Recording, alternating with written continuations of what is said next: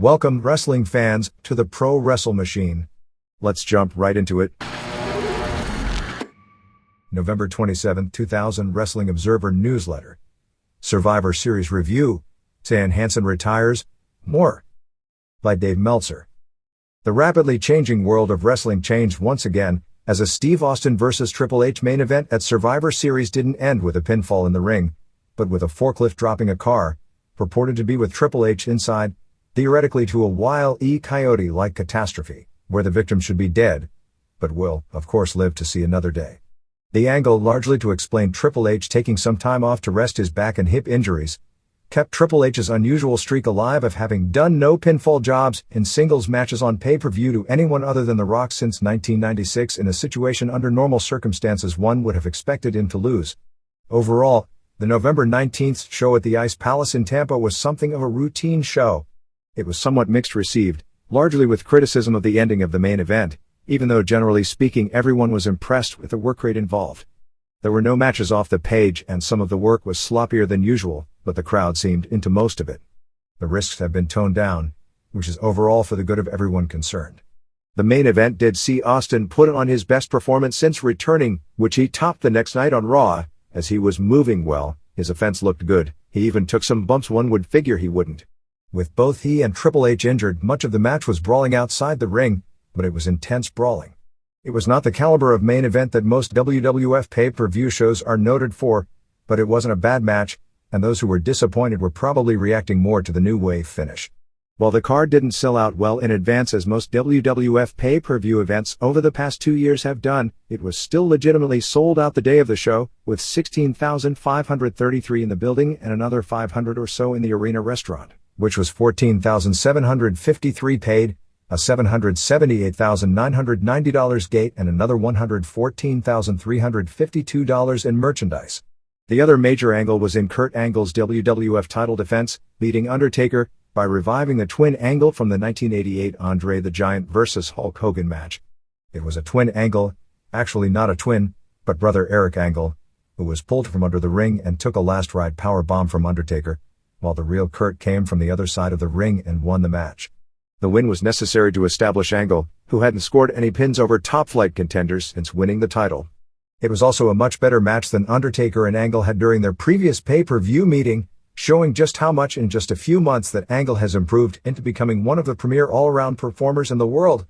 In going back to an old formula, which during the 1998-99 TV season didn't seem to have worked because it created 4-plus-hour live shows and led to bad crowd reactions on many of the shows, they went back to trying to get the crowd in the building more than 1 hour early, shooting matches and angles on the Heat show live, before going into the pay-per-view. There were complaints from a live fan standpoint that we heard from many, with the idea of spending high-dollar ticket prices and having to watch the main event on the video wall because so little of it took place in the ring. The show opened with a great opening video montage based on Triple H and this full-year plan. 1. Crash Holly, Michael Lockwood, and Molly Holly, Nora Greenwald, and Steve Blackman beat Test, Andrew Martin, and Albert Matt Bloom, and Trish Stratus, Patricia Strategius, in 5:02. For some reason, and they did this on Heat as well, they harped on Survivor Series history during the match. It made sense to note that in the past 6 Survivor Series shows, the WWF title had changed hands, since they were pushing hard the idea all along that Undertaker was winning to make it more of a shock when he didn't. But they also noted the famous 1997 match, and Jerry Lawler twice said that Vince didn't screw Bret, but that Bret screwed Bret. They even showed a clip of the finish on Heat. Since Vince didn't do a run-in, which at least would have made bringing that up making sense, one can only speculate what was behind that. Crash did his Irish Garana from his APW days on Test. Test did his killer high kick. It appeared like on Raw, the pyro fogged the arena late in the match as the shots were hazy. Molly pinned Stratus with a sunset flip off the ropes. 1.25 stars. Edge and Christian and Angle did an interview. ENC thought Angle was going to ask for their help against Undertaker, so they did their faking illness, Christian claiming mono, but he said he didn't need it. Angle invited them to a non-alcoholic post-match celebration. They also did a skit where Lowdown and Tiger Ali Singh didn't get any respect when they weren't even allowed backstage. 2. Chris Benoit and Dean Malenko, Dean Simon, and Perry Saturn, Perry Sotelo, Eddie Guerrero beat Billy Gunn, Monty Sop, and Road Dogg, Brian James, and K-Quick, Ron Killings, and Chyna, Joni Lauer, in a traditional Survivor Series elimination match in 1243. They got Chyna out quick, with Guerrero hitting her with the IC belt and Saturn pinning her in 2:30. Gunn pinned Guerrero at 6 minutes with a bad-looking neckbreaker. K quick tagged in for the first time. He worked some great athletic spots with Malenko, moving great but looking very green, including blowing one spot. They barely let him in the match, making him look bad in his big show in ring debut when Benoit pinned him in 7:12 with a German suplex. Saturn pinned Dog in 8:49 with a Northern Lights suplex. This left Gunn versus Saturn and Benoit. Saturn and Gunn had some major problems trying to work together, and Gunn seemingly blew up by this point. Benoit got a near fall with a diving headbutt. Finally, Gunn went to suplex Benoit into the ring, but Saturn scooped his foot and Benoit fell on Gunn for the pin. Disappointing. 1.5 stars. 3. Kane Glenn Jacobs pinned Chris Irvine in 12:34. Jericho did a running dive over the top, but caught his leg on the top rope to change his trajectory. Luckily, he wasn't injured. Both guys worked hard, but it's a difficult match because of the size difference. Kane brought back the old hangman move from the early 70s. Jericho got near falls with a missile dropkick and a schoolboy, before putting on the walls, seemingly forever. Actually, it was closer to a traditional Boston Crab. Nobody in the building believed the move was going to work on Kane, which really hurt the drama when Kane finally got the rope break.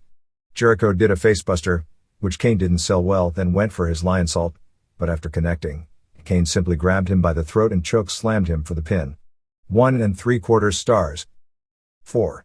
William Regal, Darren Matthews retained the European title over Hardcore Holly, Robert Howard, in 5:49. This was old style, with Regal working on Holly's formerly broken right arm. He even used an armbar submission, which Holly had to get a rope break.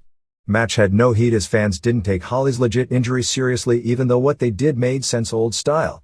New style, the match had no chance because the match was seen as filler. Holly went berserk because Regal was trying to re-break his arm, and grabbed the title belt and hit Regal with it for a DQ.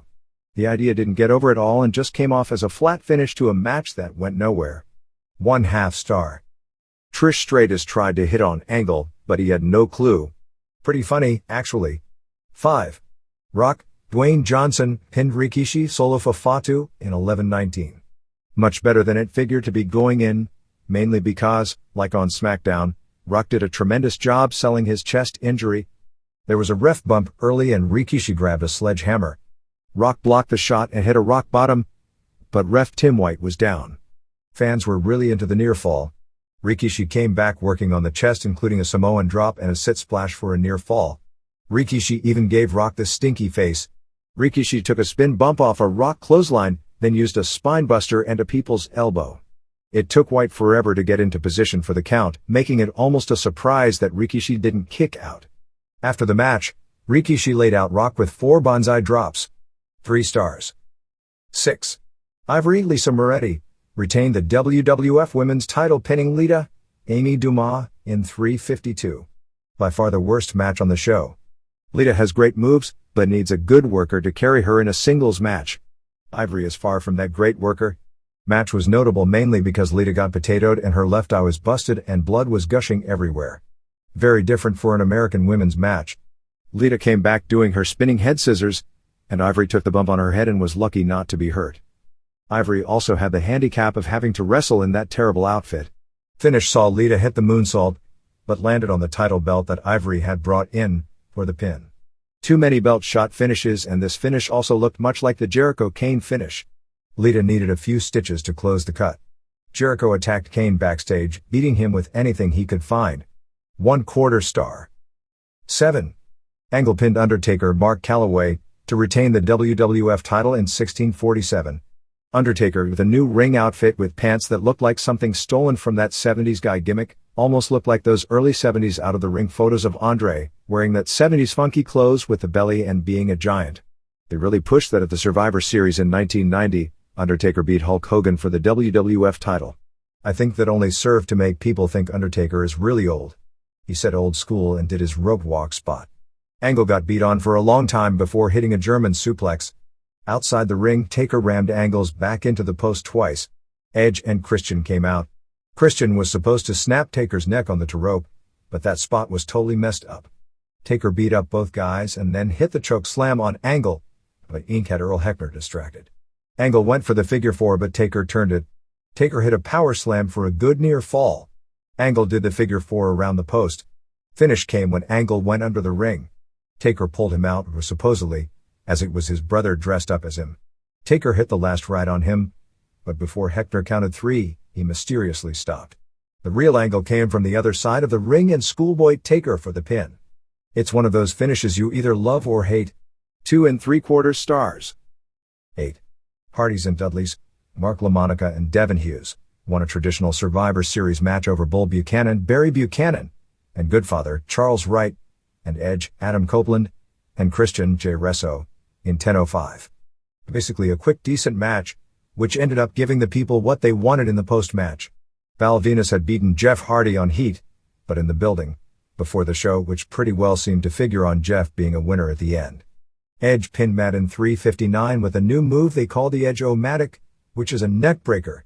Except Edge has his belly to his foe's back, kind of like a two-handed scorpion death drop. Christian eliminated Devon in 5:10 with the move Tommy Rogers invented that now has a zillion names. Edge accidentally speared Buchanan and Bubba pinned Buchanan in 7:32.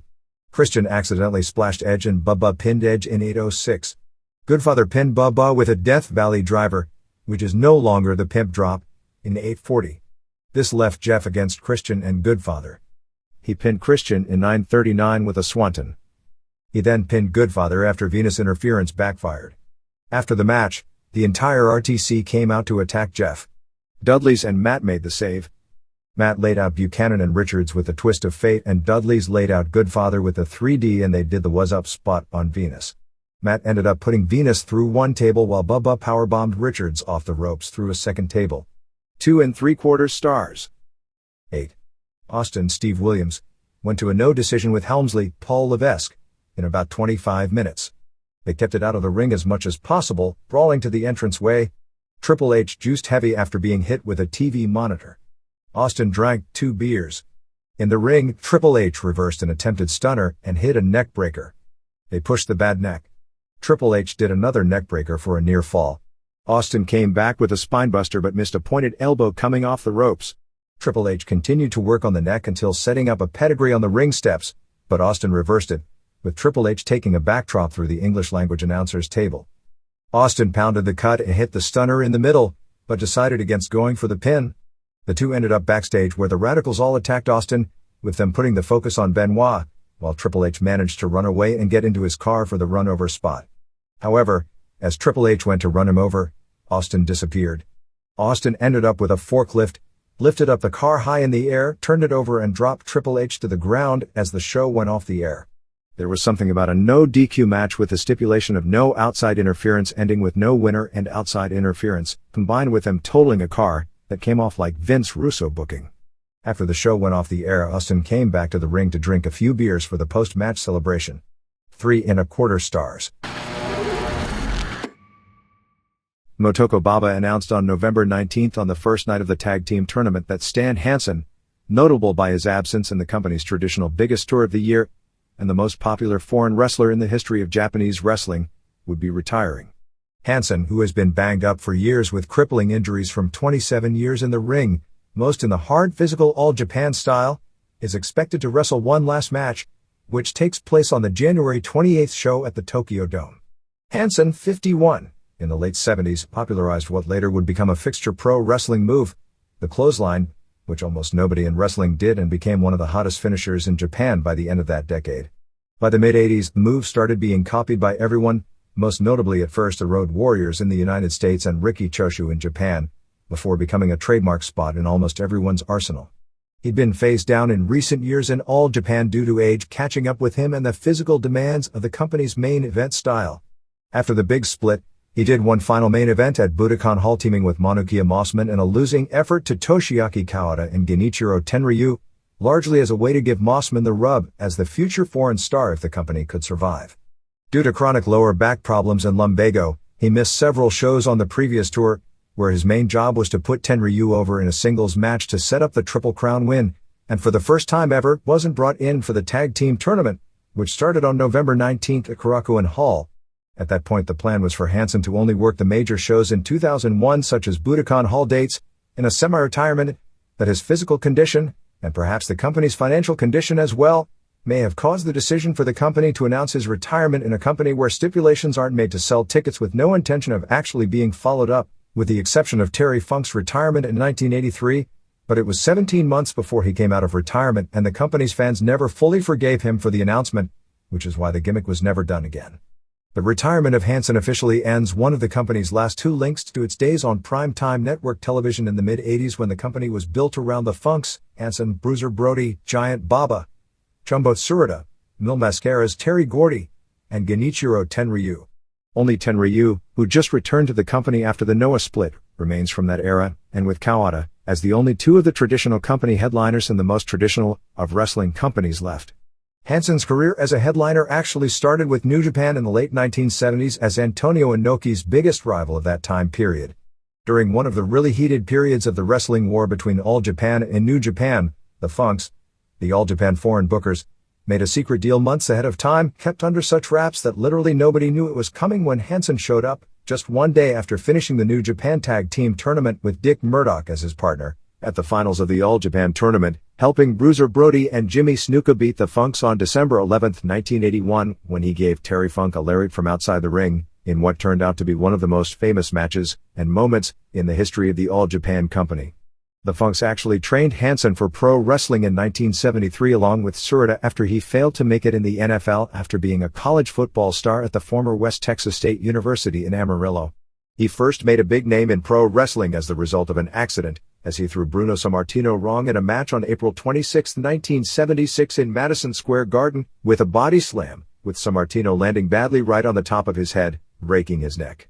Although legend had it that Sammartino was out of action for 6 months after the injury, he actually was rushed back to work the undercard of the Muhammad Ali vs. Antonio Inoki show as part of a closed-circuit extravaganza, headlining at Shea Stadium on June 25, 1976, before 32,000 fans, at the time the largest crowd and live gate in the history of pro wrestling in New York. He was booked into New Japan partially off the legend of being the wrestler who broke Sammartino's neck, and ended Inoki's nearly 5-year reign as NWF World Heavyweight Champion in 1980, a win which resulted in him become legendary in Japan. Besides beating Inoki during a time period that Inoki didn't do jobs, his reputation as the top foreigner was cemented during that same time period when he was the only foreign wrestler ever to beat Andre the Giant in Japan, via countout, in what most would likely consider him carrying Andre to the greatest singles match of Andre's career.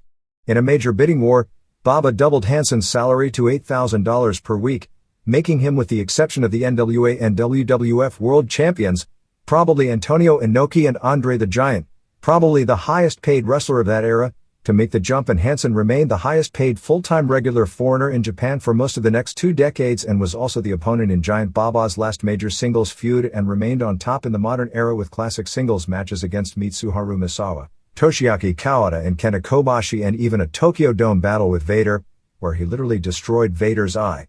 Although Hansen was a major star in the United States in the early 80s, he wrestled less and less domestically as the decade wore on, and in the 90s wrestled almost exclusively for All Japan. His big glory period in the mid-80s saw him as half of the Miracle Power combination with Bruiser Brody, a tag team that many would argue was the greatest tag team of its time and maybe even of all time. Over the past 20 years, in the annual balloting for the most popular Gaijin foreigner in Japan, Hansen, who combined 2 trademarks Japanese loved, the American Cowboy and the thick sumo power type physique, was routinely in the number 1 position, even in recent years where he worked more as a mid-card legend in tag matches who would spend most of his time outside the ring and just tag in for quick spots, saving his lariat for the finishes. During his career, he held the Triple Crown title 4 times, with his final run coming in 1995, signaling pretty much the end of his career as a regular singles main eventer, the PWF title another 4 times, as well as the International and United National belts separately once time each, as well as the AWA title for 6 months in 1986 when Baba bought the belt for him and, because of loyalty to Baba, refused to do the job for Nick Bockwinkel in what was a huge story at the time. Baba basically rented the belt for Hansen, who was scheduled to defend it on an All Japan tour when Gagne asked him to lose it to Bockwinkel in Denver on Hansen's final night before leaving for the tour. Relations with Hansen and the AWA office had deteriorated going in, and Hansen refused to do the job, went to Japan with the belt, and did his scheduled defenses, then gave the belt to Baba, presumably to return to Gagne, while Bockwinkel was defending the title in the US using a new belt. Hansen also held the World Tag Team title in All Japan with partners Brody, Ted DiBiase, Gordy Tenryu, Dan Spivey, and Gary Albright. In many instances, particularly when it came to big shows such as the All Japan Tokyo Domes, Hansen would often get the biggest pop because he, like Baba, were names the casual fan that didn't attend the regular shows would know because of his status as a Japanese cultural icon. In the ring, Hansen was feared because he was terribly nearsighted and worked a very stiff style.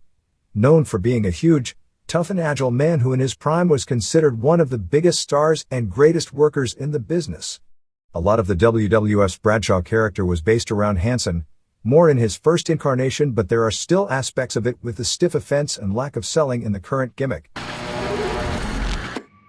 WWFE reported strong financial results in the August through October quarter, with net revenues hitting $111,890,000, a 27% increase from $88,267,000 during the same quarter last year, but profits were down overall.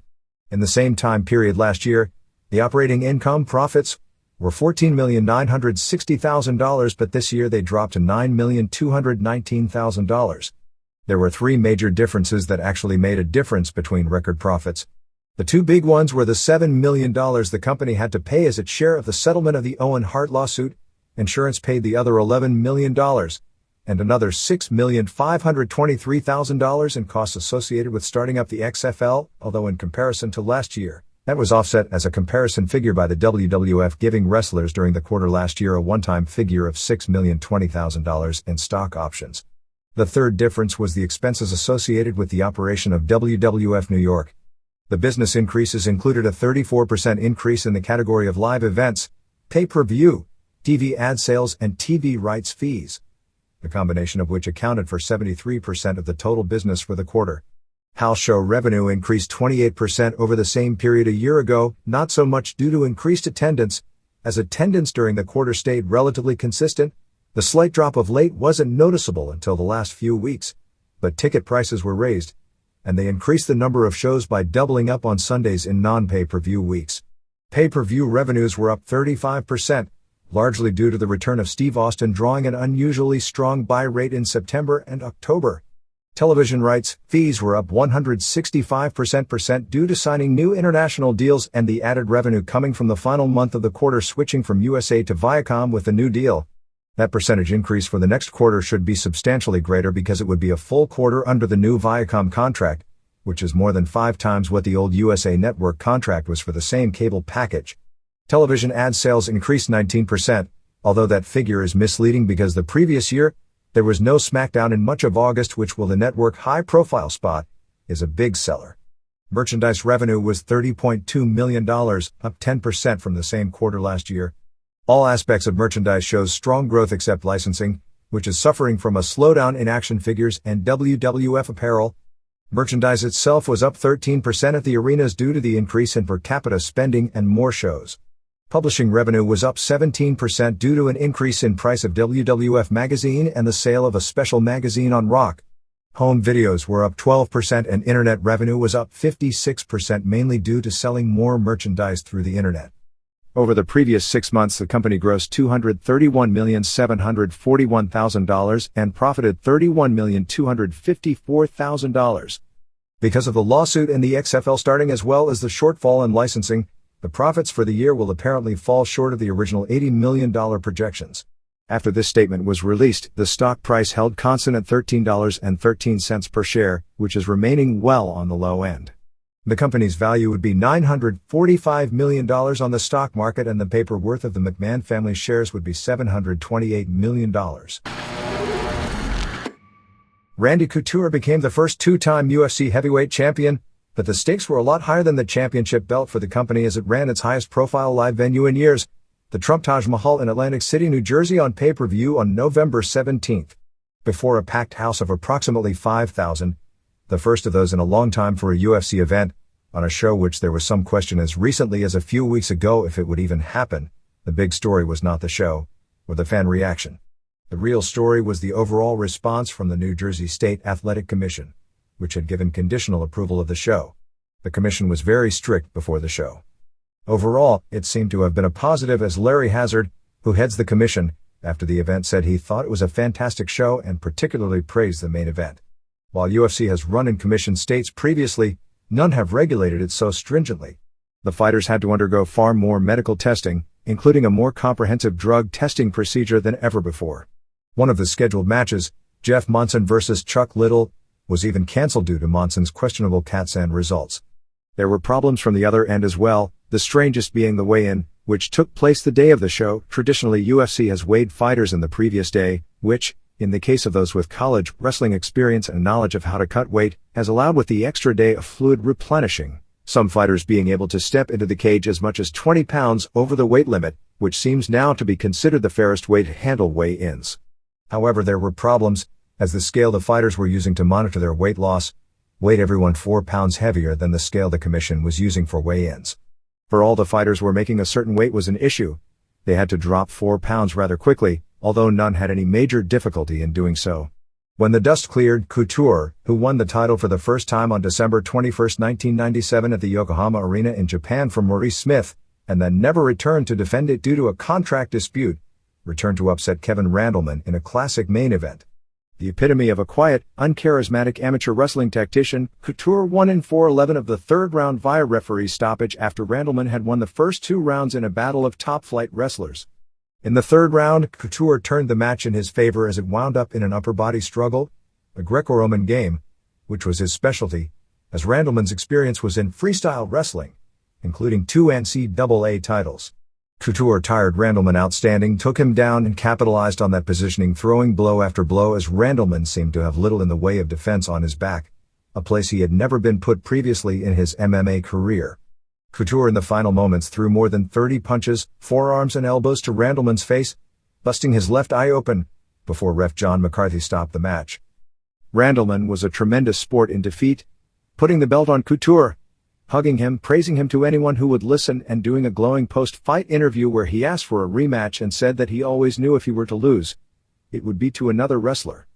The 37-year-old Couture is back in the MMA world full-time as his prime sport, as he's also competing in the current Rings King of Kings tournament, where he made the final 8 that will compete for that title in February. He had tried to compete in both MMA and amateur wrestling for the past 3+ years, but retired as a wrestler after failing to make the Olympic team in Greco-Roman wrestling this year. The main event made the show, which consisted largely of unknown fighters to whatever mainstream audience is left of the product on the undercard. With the exception of the first 2 matches, the matches were largely amateur wrestling based around who got the takedown and who had the best conditioning.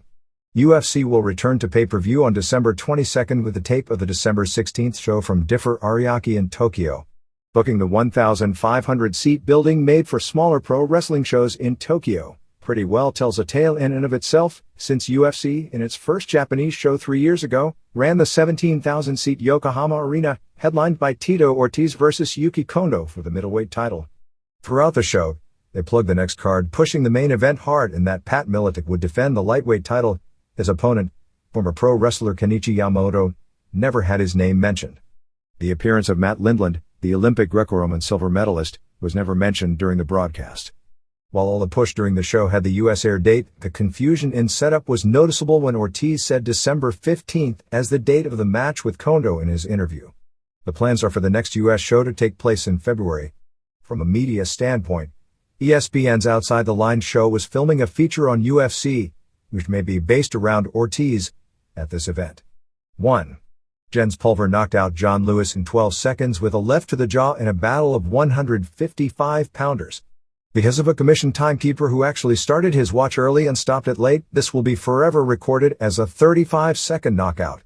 Lewis was throwing some jabs and had his hands down when he was hit with a thunderous punch and knocked almost completely out. 2. In the second straight quick match, a battle of heavyweights, Andrei Arlovsky, Sambo specialist who clearly knew his wrestling as well as kickboxing, tapped out Aaron Brink in 55 seconds with a form of an armbar somewhat similar to a Fujiwara armbar in pro wrestling. Arlovsky took Brink down, and when Brink went for a reversal, he was caught with the armbar. 3.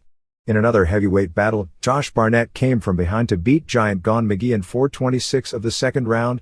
This was a battle of huge men, who were both undefeated MMA fighters, but with bad physiques. The 252-pound Barnett, who upped his record to 24-0, which includes wins over big-name fighters Bobby Hoffman and Dan Severn, defeated McGee, billed at 6'10", which may not have even been much of an exaggeration, who weighed in at 296. McGee, 9-0 coming into the fight and who may have been a state champion high school wrestler in California years back, took Barnett down, got him out and started throwing elbows and punching from the top. Barnett, who after the fight said he just wasn't used to McGee's size, being that training partners of that size to get used to just don't walk the streets. Both guys seemed tired after the first round. McGee got another takedown in the second round, but Barnett was actually throwing more blows from the bottom.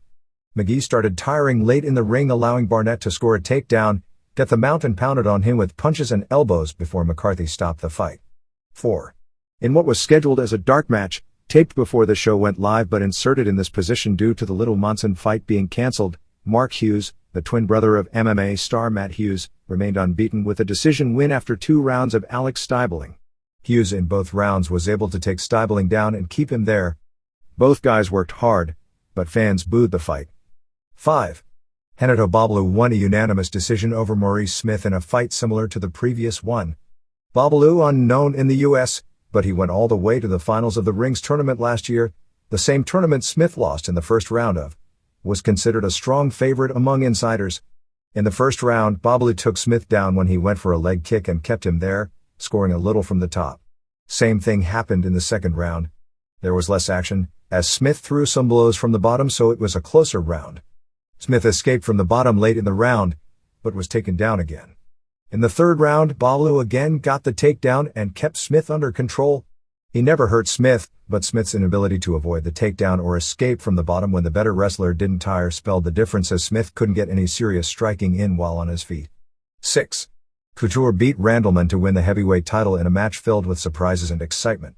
Randleman took Couture down right away, which was a total shock, since Couture has so much wrestling experience at the international level, and while Greco is his forte, he was very successful for years in freestyle at a high level. He was attempting a can opener move.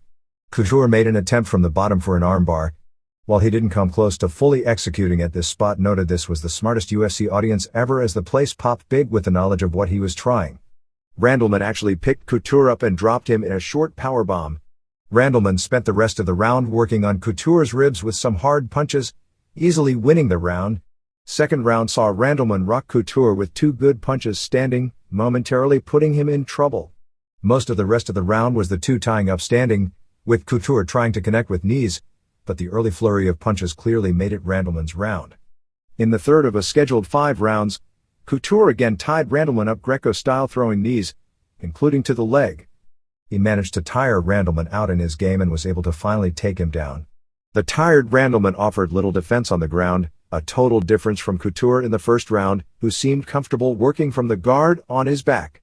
Couture pounded him with forearms, punches and elbows, busting Randleman's eye and leading to the stoppage. WCW also did a German market pay-per-view show on November 16th in Oberhausen, Germany, before approximately 9,000 fans in a 10,000-seat arena. This is a report from the show by Christian Burns. Because of technical problems, a lot of people with cable missed the first hour of the show. Those people were very upset. People with satellite dishes had no problems. More people ordered the show than anyone expected ahead of time. Nothing is official, but I got the word they want to do a similar show in the future.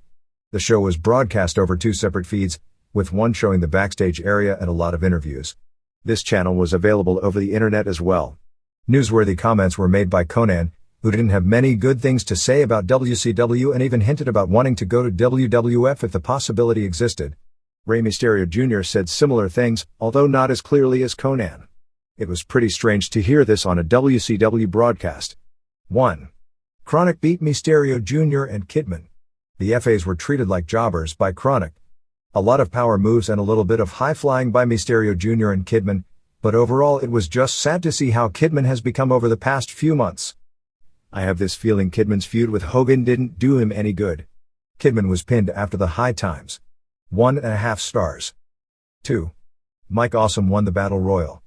Royal Rumble style, with a wrestler entering every 45 seconds. Storm and Skipper started, and they just waited for the third participant, who happened to be Rection. Miller, Sanders, Awesome, Wee Wee Disco and Kidman followed. Awesome sold a knee injury after 2 minutes. Chronic then in and eliminated Skipper, Rection, Huey, Disco and Sanders all in seconds. Really bad. It wasn't clear how Disco was injured. Mysterio Jr. was next. O'Hare followed, eliminating Kidman. Chronic threw out Mysterio Jr. again. Jindrak, Smiley, Wright, Conan and Finlay were the final wrestlers in. Finlay threw out a few guys and was left with Wright. When they were left, it was the best part of the match. Wright got the win, or at least he thought. Awesome then got back in the ring and threw Wright out in the style of Kevin Nash. 1 3/4 stars. 3. Huey pinned Skipper. This didn't cut it compared to their fall brawl match. Some basic stuff and they didn't seem to care about doing any innovative stuff. Fans didn't care about them, either. Huey won with an inverted power bomb. 1.5 stars. Nash did an interview, where he gave everyone the impression he couldn't wait for the show to end so he could fly home. He talked about winning the European Cup title in a serious way, although he made it obvious he wasn't serious. 4. Cat beat Sanders. About the commissionership controversy. This was not the fault of Dave Penzer. The match was advertised and promoted all along as being for the commissionership. Not a very good wrestling match, but it brought the audience back to life. Sanders ran down the crowd before Cat got in. Cat won after using a chair. 1 3/4 stars. Flair came into a nice pop. He announced a Bavarian Oktoberfest hardcore match with Smiley against Finlay. This was a substitute for Conan versus Douglas. Douglas was a no-show, being said it was because of a legal case stemming from something that happened in ECW. Flair gave Jarrett's spot in the three-way later in the show to Wright, a babyface since the show was in Germany. This meant Wright had to work 3 times on the show. 5. Rection beat Storm via DQ. Typical okay match. Neither the US or Canadian gimmicks were over in Germany.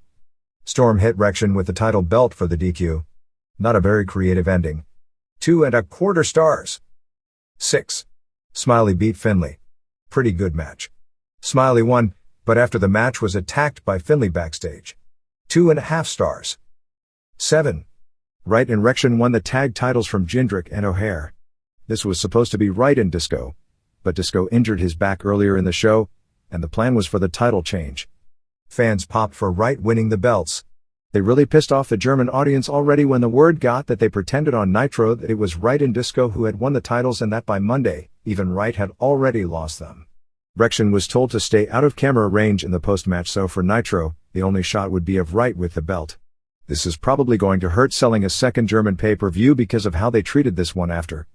Wright pinned O'Hare to win a decent match. 2 stars. 8. Nash won over Wright and Awesome in a 3-way to get a match with Sting later in the show for the European Cup title. Nash did nothing, making it a bad match. Awesome and Wright wrestled each other while Nash just stood in the corner. Then Nash power-bombed right onto Awesome and pinned both of them at the same time. Fans were loudly chanting "We want Hall" during the match. 1 star. 9. Booker T pinned Steiner for the WCW title. Charles Robinson was attacked by Steiner and Midajah was given the ref shirt. Booker then took out Midajah and another ref came out. Why didn't the second ref come out when Midajah was acting as the ref? Or do you only need to be wearing a ref shirt to be a referee in a world title match? T got the pin after an axe kick. 2.5 stars. 10. Sting beat Nash in the European Cup title match with boxer Axel Schulz as the referee. This was the title Sting had won in 1994 over Vader, and has never been defended since.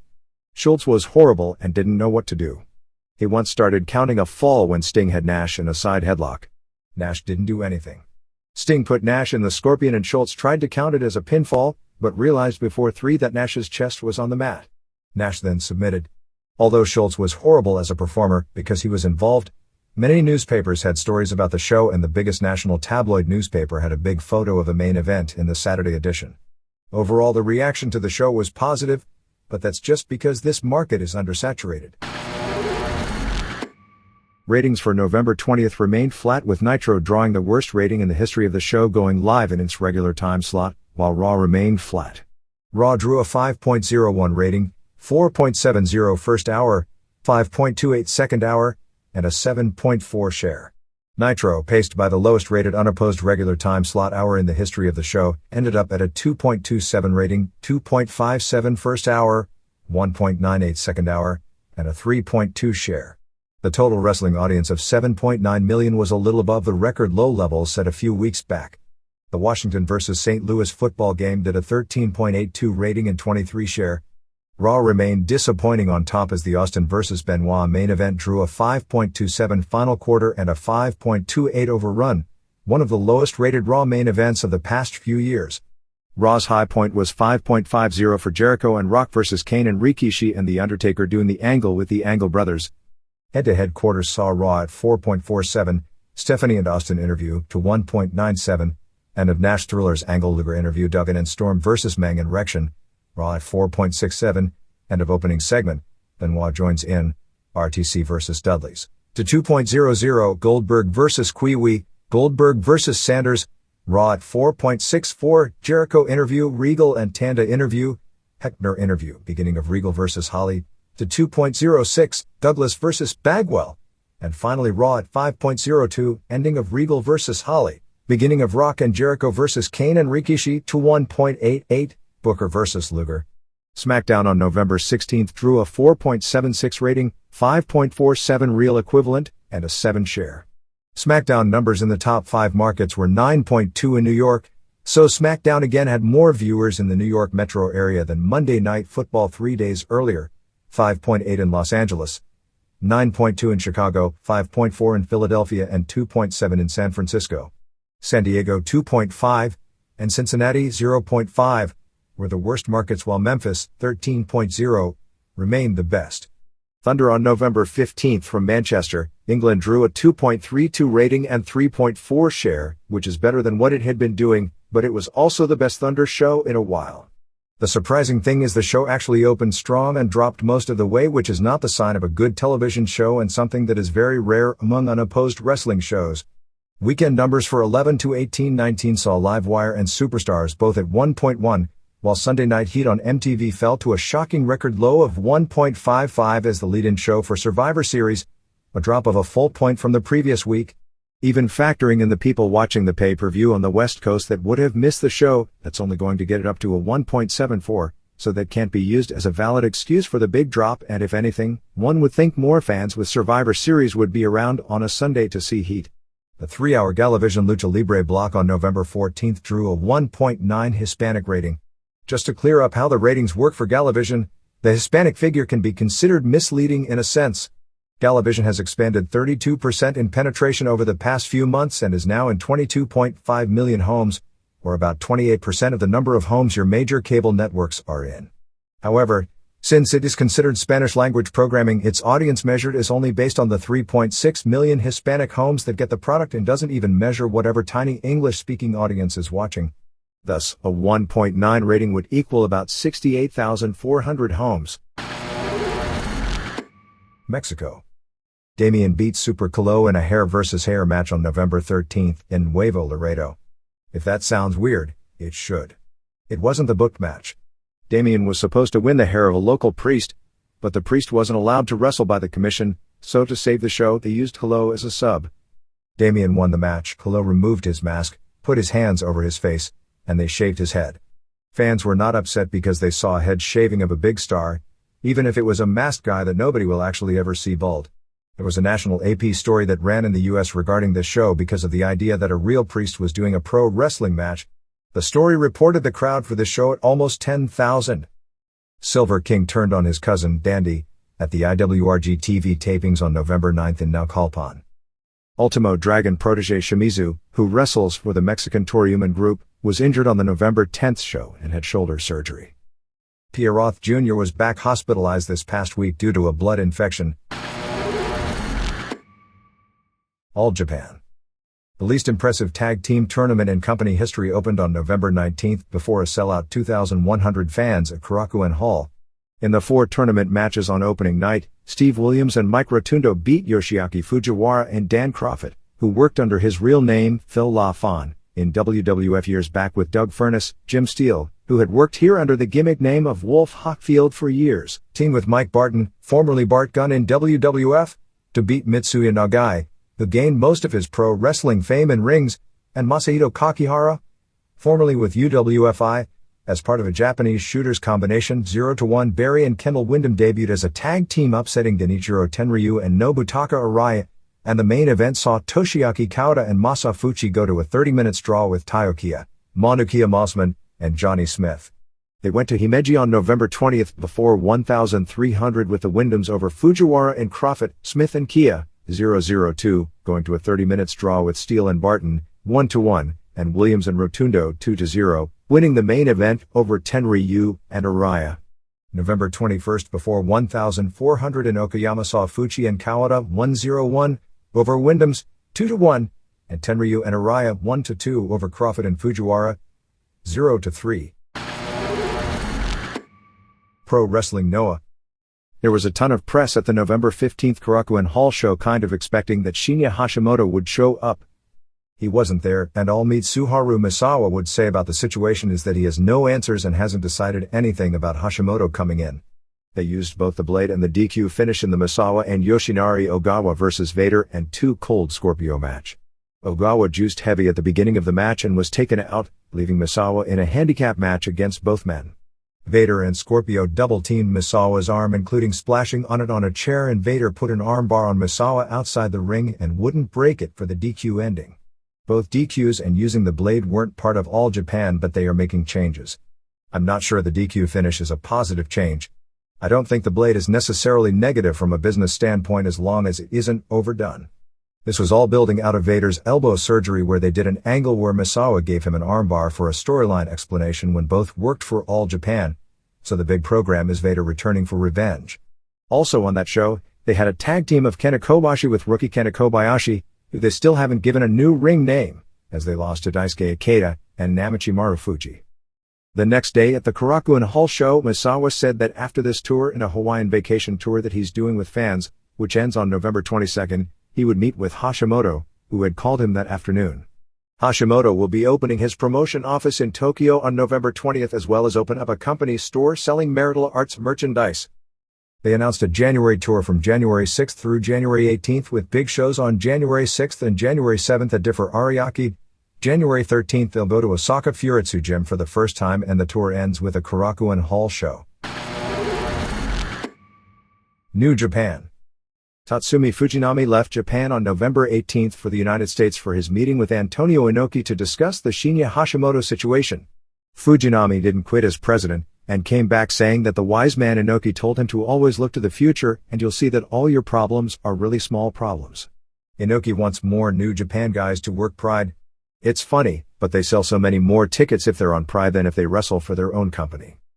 Even though it is technically the 29th year of the company, which opened in March of 1972, New Japan is going to book 30th anniversary shows next year at the Tokyo Dome, Sapporo Dome, Nagoya Dome, Osaka Dome, and Fukuoka Dome, making it the most ambitious big show schedule in company history, in more than the mid-90s when the company itself was hot. Seiji Sakaguchi will come out of retirement at the age of 58 to work at least one of the Dome shows next year. I think Japan is hosting the World Cup or something huge in 2002, and New Japan doesn't want to buck that kind of competition for its anniversary shows as the explanation for why they are doing it a year early. After Katsuji Nagashima, the New Japan GM, met with Motoko Baba, they agreed to continue their working agreement, and the December 14th pay-per-view show from Osaka was announced with a main event of the current G1 Tag Team Tournament winner facing a team from All Japan. It was not necessarily said it would be the winner of the current All Japan tournament in the match, but just a team. They also announced a second match as part of Fujinami's Big Show retirement tour, facing Koji Kanemoto, and that Super Delphin and Takahiro Murahama of Osaka Pro Wrestling would work the undercard. Fujinami said that he still wants a Noah representative in the IWGP Heavyweight Title Tournament on January 4th at the Tokyo Dome, which is really strange, particularly with all the trouble saying that in the past caused with Baba. The tournament opened on November 17th in Shiojiri before a sellout 2,500 had 2 tournament matches, as Jushin Liger and Super Strong Machine beat Team 2000 Machines, Super J and Michiyoshi Ohara, and Masahiro Chono and Scott Norton beat Yuji Nagata and Takashi Iizuka. It was a TV taping, and Chono announced the top matches for the December 10th show in Nagoya via coin toss. Minoru Tanaka's challenger on December 10th in Nagoya for the IWGP Junior title will be Akira. Tenzan and Kojima will defend the tag titles against Chono and Goto in the Team 2000 battle. Although Sasaki doesn't hold the IWGP Heavyweight title, he picked Ohara as his challenger in a singles match on that show. Second show on November 18th in Fujisawa before a packed house of 3,600 saw Machines win a non-title over Hiroyoshi Tenzan and Satoshi Kojima 0-1, when Jay pinned Kojima after a flying clothesline, and Manabu Nakanishi and Yutaka Yoshi beat Kensuke Sasaki and Shiro Koshinaka when Nakanishi put Koshinaka up in the torture rack. Third show on November 19th at Differ Ariake in Tokyo was a bomb, failing to sell out the small building with only 1,200 even with a Nagata vs Nakanishi tag team matchup in the main event. Tournament bouts saw Sasaki and Koshinaka 1-1 over Team 2000 Machines 1-2 Orton and Chono 2-0 over Liger and Super Strong Machine 1-1 and Nagata and Iizuka 1-1 over Yoshi and Nakanishi 1-1. November 4th TV show was so-so overall. Liger beat Takaiwa in 5:28. Liger chopped the hell out of Takaiwa and worked the knee. It was a solid match, but the fans weren't ready for the finish because the match was so short. Liger won with a brainbuster 2.5 stars. They showed clips of Hashimoto and Fujita training, including showing his new gym. Real irony to see Hashimoto get a big push for coming back given what was about to happen a week later. Super Strong Machine, who was Junji Hirata under a mask, beat Team 2000 Machine, who was Tatsutoshi Goto under a mask. The announce called SS Machine Hirata, so there was no mystery. He'd ripped up the T2M, revealing Goto's face to nobody's surprise, at least in glimpses, before winning with the old Machine suplex. It didn't seem like anyone cared about this feud, DUD. Sasaki and Iizuka beat Don Fry and Super J when Sasaki pinned Jay after a Lariat. Bad, 1 star. Main event saw 2 out of 3 falls with G-Eggs losing to Team 2000, as Chono and Norton and Kojima and Tenzan beat Brian Johnson and Yutaka Yoshi and Nakanishi and Nagata. First fall was pretty good since it was mainly Nagata versus Kojima, who are the two best workers in the match. Finish saw Nakanishi put Norton in the torture rack, which was kind of a surprise finish. Chono came back in the second fall to pin Johnson after a Yakuza kick. Third fall saw Tenzan and Kojima do one of the clumsiest 3Ds, although they actually carried the fall. Chono hit Nakanishi with a Yakuza kick and Norton pinned him after a jackhammer.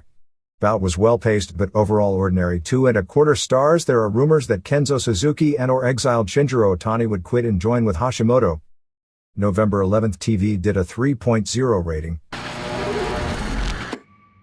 Other Japan notes: Osaka Pro Wrestling, which is heavily praised in Japan for having some of the most entertaining shows of any promotion in the country, is seemingly falling apart as Dick Togo, Masato Yakashiji, Naohiro Hoshikawa and Policeman all no-showed the November 18th card, with the word being they had all quit the promotion due to problems with owner Hiroki Wakita, Super Delphin.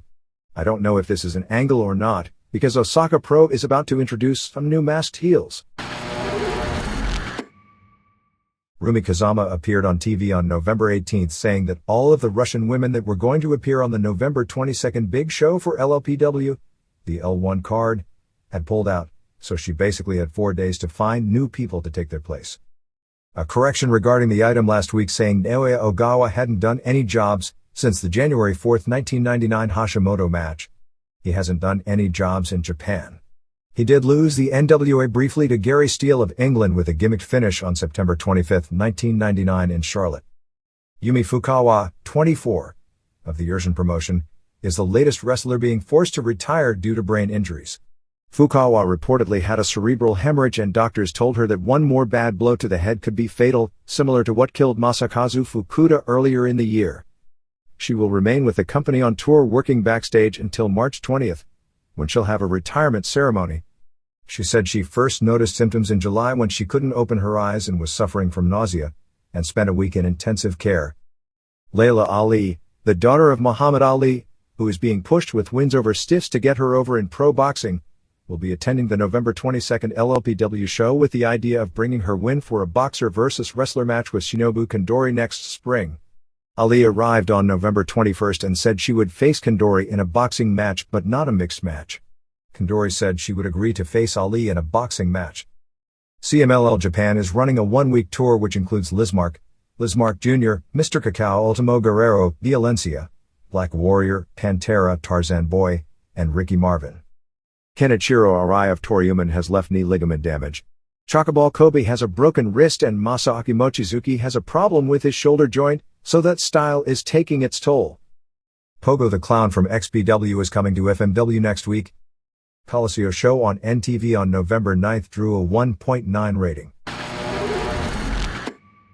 Here and there. The latest entrant into the pro wrestling pay-per-view market debuts on December 1st with iGeneration Wrestling's taped show from Sydney, Australia's Superdome before 10,000 fans back on July 30th, headlined by Curt Hennig vs. Dennis Rodman, as well as a double tables match with Road Warriors, just days before Hawk suffered a heart attack and was in critical condition for a while, versus Public Enemy, Tatanka vs. One Man Gang, and Barbarian vs. Bruce Force, Ed Leslie. The show is not meant as a standalone event, but actually to kick off as a regular pay-per-view wrestling company. The plan at this point is to announce a second show sometime in the days leading up to the show and announce signings of named talent. From one standpoint, because WCW has cut loose many wrestlers, and with the situation in ECW, this may not be the worst time from a talent standpoint to be starting a new company. But most signs point to this as a difficult period in a difficult business, with it being so WWF dominant. I guess the question after the past year is whether there is a market for a strong second player in pro wrestling, and if there is, what form of pro wrestling should they take?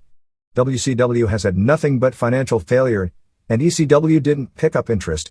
Is whether WCW's fall was entirely, as opposed to mainly, because of turning off its audience with a bad product, as opposed to WWF being such a good product to the mainstream that they didn't care for anything else. The former sounds more logical, and ECW just was unable to gather momentum due to appealing to such a niche audience, which wasn't enough to sustain it profitably, plus the continued loss of top talent. As it pertains to this show, I've seen a highlights tape but nothing more than clips of matches, as the look and production of a Nitro complete with dancing girls, pyros and lasers. From that standpoint, as a show, is superior to ECW. But WCW had all that and bigger name talent and isn't doing much better grosses, and with tons more expenses, so from a bottom line standpoint, ECW has to be doing better in the pay-per-view market. As far as short term, my feeling is the success of the show depends upon one thing: whether there is anything left in the public's curiosity regarding Rodman. Rodman put a great media spotlight and impressive numbers on the table in his first two pro wrestling pay-per-view appearances for WCW. The bloom seemed totally off the rose for his third one, which didn't do a strong buy rate. On his last run, he didn't seem to help the numbers for Nitro at all. And his pay was astronomical. For example, on the show he worked against Karl Malone, he wound up earning an estimated $2.25 million, more than all but maybe 3 pro wrestlers earned over the course of this entire past year. While it was the second biggest grossing pay-per-view in WCW history, as a profit margin, WCW didn't make nearly what one would think. Rodman is no longer an NBA star, but he does draw media. The idea of, without television, using a lot of big names from the past and getting one pay-per-view simply out of curiosity of whatever happened to these guys was a huge failure, both in the ring and financially with heroes of wrestling. So the success or failure of this event depends not as much on hardcore wrestling fans, who would purchase an ECW or WCW show, but whether Rodman has any casual pull to the mainstream and how much mainstream pub they can get in the last few days leading up to the show based on that curiosity. But as a new company, Rodman is only the answer once. Even if Rodman proves to be enough of a draw that the show is a success, ultimately for success, they need the same formula everyone else needs: strong television exposure, charismatic talent, and good storylines. It is believed the Women of Wrestling group will also be doing a pay-per-view show sometime early next year. Bret Hart was scheduled to appear on the November 14th Good Morning America, but due to all the hoopla regarding the presidential election finish, he was bumped from the show. Hart's Calgary Sun column scheduled for the weekend ended up being pulled due to its controversial nature. Martha Hart had a lengthy interview on the Vicky Gaboreau show in Canada. The host brought up how Martha was able to get some consolation from the Hart family and she didn't disagree, but looked uncomfortable about it, just saying that Bret was one of her best friends and that during the entire lawsuit period, he was very supportive of her and told her to take her own decisions and whatever they would be, he would support it, and said because of that, Bret had to deal with cruelty from family members. She said Owen would have been proud of how Bret handled it because he proved he could have counted on him and that he didn't let him down. The host asked Martha if she would be able to fix the problems in the family, and she quickly said no. She said members of the family, specifically naming Diana and Ellie, were working for their own self-interest and financial gain and that she's removed herself from the family to reduce the conflict. She said there are other members of the family she gets along with, but they have contact with those other people, which creates an uncomfortable situation. She said she remains in contact with Bret, Keith and Wayne, and said that Allison is a good person and Owen parents have always been good to her, She said she didn't want to sling any mud, but said there is a truckload of mud to sling. She said that wrestling fans' donations raised more than $100,000 for the Calgary Children's Hospital after Owen died. She also said that every morning when she wakes up, she thinks she just woke up from a nightmare. She said she's not bitter and that she did all she could with the lawsuit. She said she wasn't mad at Owen for doing the stunt because in that situation you trust the equipment, and she said she didn't think anyone knew he was being supported by a device meant for nautical equipment. She said in order to live her life, she has to let go of that, and she has. She said she would never want her son to get into wrestling and that Owen never would have wanted that. Russ Francis, a former sometime pro wrestler in the 70s who was better known as a legit NFL star during that same period, failed in his bid for Congress, losing to the Democratic incumbent in the race for Hawaii's 2nd Congressional District. Some notes from the Stampede Wrestling side regarding Western Extreme Championship Wrestling, WECW. The only people who directly left Stampede for WECU were Greg Pavlik, who was considered one of Stampede's most promising workers, and compared by some to Chris Benoit as a rookie, Geordie Clark, William Yates and Irish Red O'Riordan, along with the most famous Switch manager and area wrestling legend Bad News Allen, who did the color on the Stampede TV shows before the company lost TV. O'Riordan is actually the brother of Clark, who is part of the promotion, and Pavlik is Clark's good friend. Jason Anderson, another of the promoters of the group, was Jason Neidhart in Stampede, but hadn't worked there in months. Vic Viper had worked on occasion as a jobber for Stampede, as had Mike McFly. Johnny Devine had left Stampede months ago for Can-Am Wrestling, and then made the move to WECU. Those at Stampede admit to owing wrestlers back pay, as well as having debts for TV production, advertising, and other things. The claim is that Bad News himself was always paid for his TV work. Bad News had a few checks bounced, but they always made good on it in cash when it was brought to their attention. There were others who also had checks bounced that have yet to receive their money. Josh Wilcox, who briefly did some stuff this past year with ECW, will be playing this coming season for the Los Angeles Extreme of the XFL. The coach of the Extreme, Al Lujanbill, coached Wilcox when he played in the European League's Amsterdam Admirals a few seasons back. Wilcox played 2 seasons with the New Orleans Saints, and when the Saints dropped his contract after last season, did an angle on ECW where he turned heel on the Saints, with ECW trying to portray as if he quit the team on ECW TV. On the November 14th NWA show in Tampa, there was a major falling out between promoter Howard Brody and Dory Funk, which also involved Brian Blair. It basically stemmed from a Texas death match between 2 of Funk's students, Adam Windsor and Brent Dahl, that went more than 35 minutes with Dory as referee, that saw a lot of fans leave during the match. Then, after the match saw a bunch of challenges were issued, they started an impromptu match and were still shooting angles before promoter Howard Brody, as a shoot, sent the referees in to tell everyone to end it, which caused more problems. According to various reports, the match was supposed to go in the neighborhood of 15 to 20 minutes and was an old-fashioned Texas death match. Falls don't count. The war of attrition, based on working body parts, submission finishes, and struggling to get back to the feet before the 10 count to start the next fall. Unfortunately, with one wrestler having had 5 pro matches and the other having 2, it was a lot to ask. According to one person, they're not affiliated with either side. The match wasn't that bad technically, but the crowd thought it was boring and it went too long, saying it was very inexperienced but technically well-trained guys in 2000 trying to do Dory Funk Jr. versus Jack Briscoe to an audience not really into subtle movements of position on the mat, and the match was almost entirely wrestling on the mat. Others weren't as kind, thinking it killed the show, and there had been heat from the beginning of the promotion on putting the title on Windsor. The blow-up was largely because the dressing room has consisted of 3 factions. The Dory Funk faction with his students, who pushed their wrestling camps, Steve Kieran's faction, and Kieran has his own school, and the Flying Talent, which on this show included Mike Rapata and Sabu. There was already heat with Windsor, who is Funk's star pupil, getting the big push, being billed as part of a triple main event and billed as Florida champion with such few matches.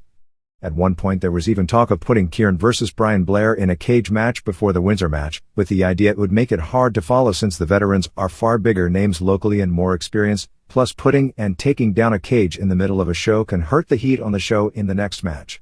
So they ended up moving the cage match to last, where it should have been, after the NWA title match. Sabu and Rapata, from all reports, had a really good match. Blair was so livid about the deal that before his match with Kieran, he got on the PA and said he wanted to apologize to all the fans that had to sit through the match and promised that their match wouldn't be anything like it, and made it clear he didn't mean Sabu and Rapata's match, and then said he meant the match before it. The sound system for the show was the Funk's, so after Blair's impromptu promo, they were so hot they took apart the sound system, So there was no sound for the announcements after the match. Dory actually gave back Brody's payout for his wrestlers that worked the show, and they won't be working together in the future. Caught an episode or Urban Wrestling. Not much to say about it. Even though it's filmed at the Olympic Auditorium, it has that game show crowd feel instead of a pro wrestling feel, where it's obvious everyone is papered and the crowd seems more to be reacting on cue than on emotion. Lots of skits, most of them bad. Way too many women, guaranteeing that none of them can get over. It's amazing to me that nobody has figured out how WWF got Chyna and Sable over, in that they were both unique characters. If WWF had 10 Sables, none would get over. The dumbest thing WWF did, for many reasons, was bringing in Nicole Bass, and not just because she was useless, but because it worked against the aura of a stronger character, Chyna. The work in the ring ranged from bad to in some cases surprisingly good. Somebody needs to sign up Jorge Estrada, a Dusty Rhodes trainee who had looks in ECW. He's got a ton of potential. The episode I saw had a very good TV match with Orlando Marcus from Maryland, against HTK Tony Jones from California. Clearly they were pushing people based totally on look and physique and little based on what they could do in the ring and, whether this is a good strategy or not, used no-name workers.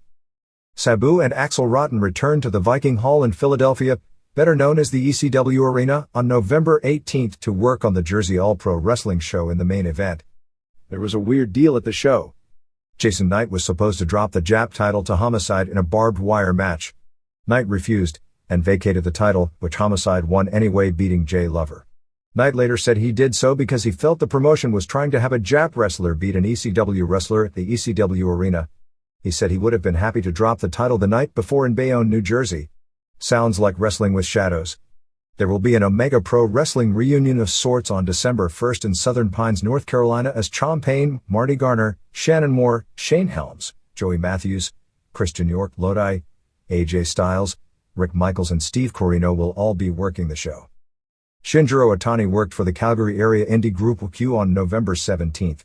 Isn't it truly amazing that a wrestler of his capabilities is literally doing nothing, while WCW, which has a working agreement with New Japan, has all that TV time to fill and such little top-quality wrestling?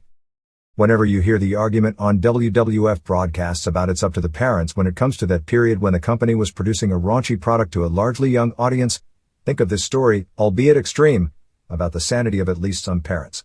Andrew Tosh, a 17-year-old wrestling fan who was a wrestling match in his front yard, with the big high spot being him jumping off the roof of the house onto a table which he had doused in gasoline and set on fire. He had his friends videotaping this. So he jumped off, and all his clothes caught on fire. His father, who was watching, was encouraging his son to do the stunt.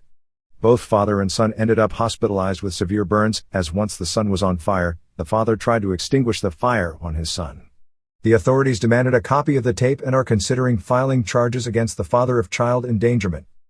The City Pages in Minneapolis ran a long story this past week on the life of colorful area wrestler/trainer/promoter Eddie Sharkey, including the famous story of how he shot up Vern Gagne office with a shotgun years ago. In our listing before the Olympics of the former Olympians who tried pro wrestling and later updates, there was yet another omission, and there are probably more. Fred Meyer, who took a bronze medal at heavyweight in the 1920 Olympics, later wrestled under the name Dr. Fred Meyer. The wrestler Strawberry, also Strawberry Fields, who works Carolina Indies with veteran Leilani Kai, said that she is not retiring, but is just taking time off to allow her lower back to heal.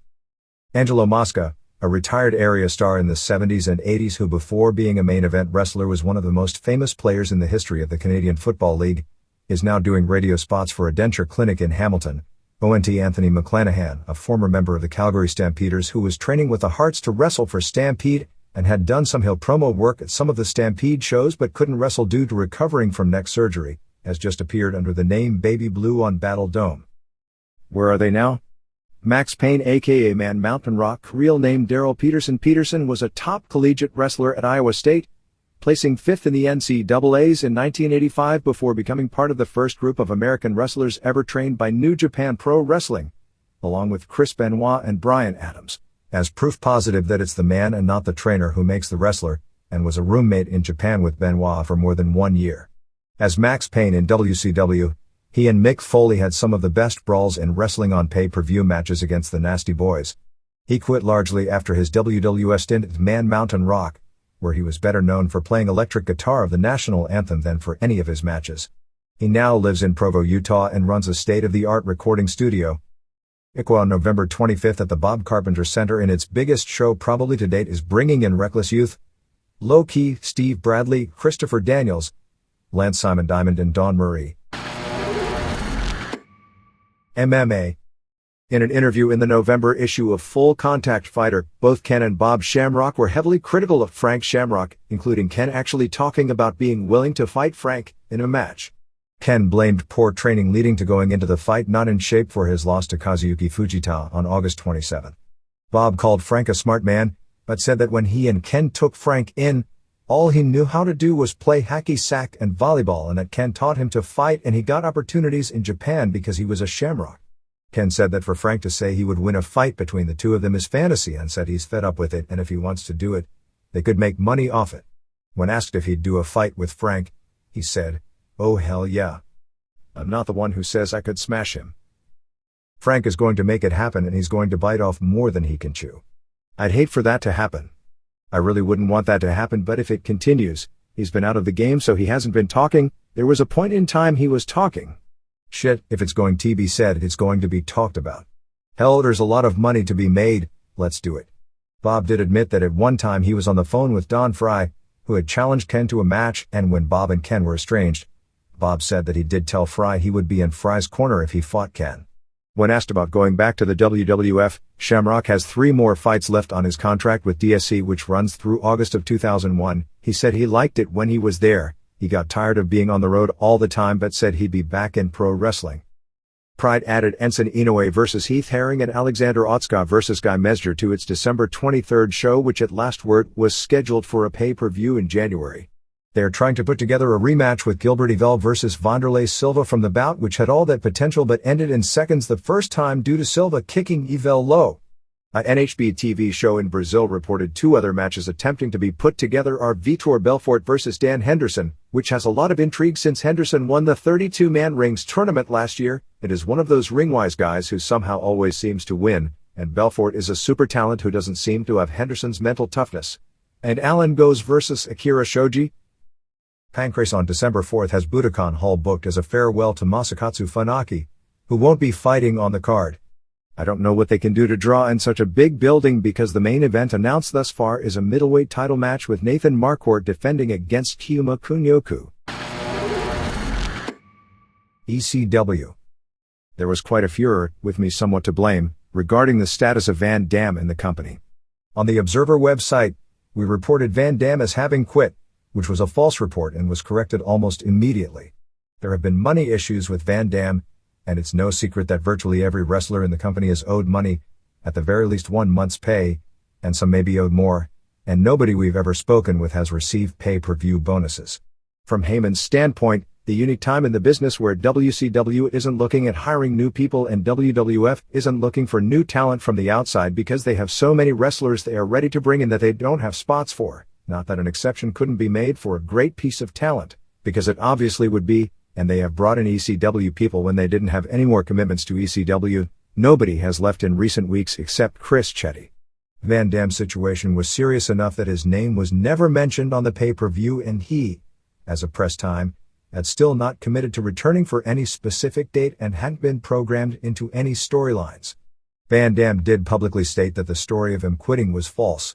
ECW contracts state that if money is owed, the wrestler has to file a contract breach and ECW has a certain amount of time to make good on the money. A time period I believe is 30 days, although it may be different in different people's deals. Neither side would discuss on the record ongoing contractual issues other than as of November 20th, Van Dam was not booked on any future shows although negotiations were going on to settle things. Also, as of press time, Hall isn't booked on the pay-per-view show, although it is believed there will be attempts this week to put such a deal together. This is where the Sabu problems came up, and because if Sabu was owed money, he never formally filed the breach before walking out over being asked to do the job for Super Crazy, thus Heyman still had rights to him, which is why the two are headed for a court battle and technically Sabu isn't allowed to be paid for working indie shows right now, although whether that's the case in reality is another issue. The idea of doing a Thanksgiving weekend show at the Elks Lodge in Queens was dropped because there wasn't enough time to finalize the deal and get the publicity out on television. They still may add a date in that building before the end of the year with the idea of making it an extra special house show and charging a high ticket price for the event. At this point there are only 2 shows locked on the schedule until the end of the year, which are the pay-per-view on December 3rd and an ECW Arena show on December 23rd. There are December 8th in Dallas and December 9th in Houston cards that haven't been cancelled, but there was talk as late as press time that they may be in jeopardy, and it went back and forth early in the week. If they are to be cancelled, they'll likely have to run pay-per-view matches to fill the TV until the December 23rd taping, unless they can put together a show to tape TV at the Elks Lodge in Queens that was under consideration for this coming weekend at one point. There is another pay-per-view date on January 7th, but no arena has been booked for the show. The closest thing to a December 3rd pay-per-view lineup is Crazy and a partner against Whipwreck and Tajiri, FBI vs. During and Roadkill for the tag titles, Dreamer vs. C.W. Anderson, Diamond and Swinger vs. York and Matthews, and Rhino vs. Spike Dudley.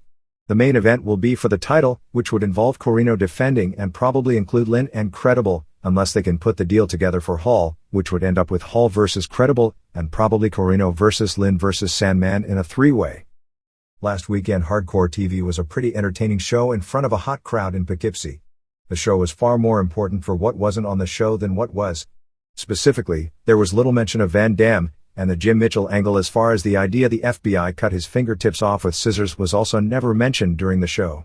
When the FBI was using the scissors to cut During's hair and Roadkill's beard, there was no tie-in made to Mitchell, and nothing in the commentary on the entire show acknowledging the angle they started on the pay-per-view and last week's TV that was so strongly negatively received.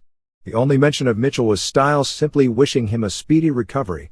Show opened with Don Callis or Cyrus, and he's going by both names now, doing an interview talking about all the misjustice done to Lynn and talking about wanting to manage him. He sort of took credit for ECW losing TV. Credible did an interview mainly building towards something both with Hall and for the title. They kept urging people to go to the website for info on Hall, and kept saying Hall was in the building, although he did not appear on the show, nor did any photos of him appear, and they did talk about him appearing at a house show the previous night. During and Roadkill beat Elvis Wesley and Prodigy in a match with Prodijet, Phoenix, Chris Kruger and Oz all at ringside. They pinned Prodijet to win with their infamous buggy bang. Crowd enjoyed it. FBI attacked During and Roadkill after cutting the hair and beard. Rhino did an interview building up matches with Tajiri, Spike, and Kid Cash. De Niro and Hamrick and Easy Money beat Tajiri and Crazy and Whipwreck. Fast-paced match.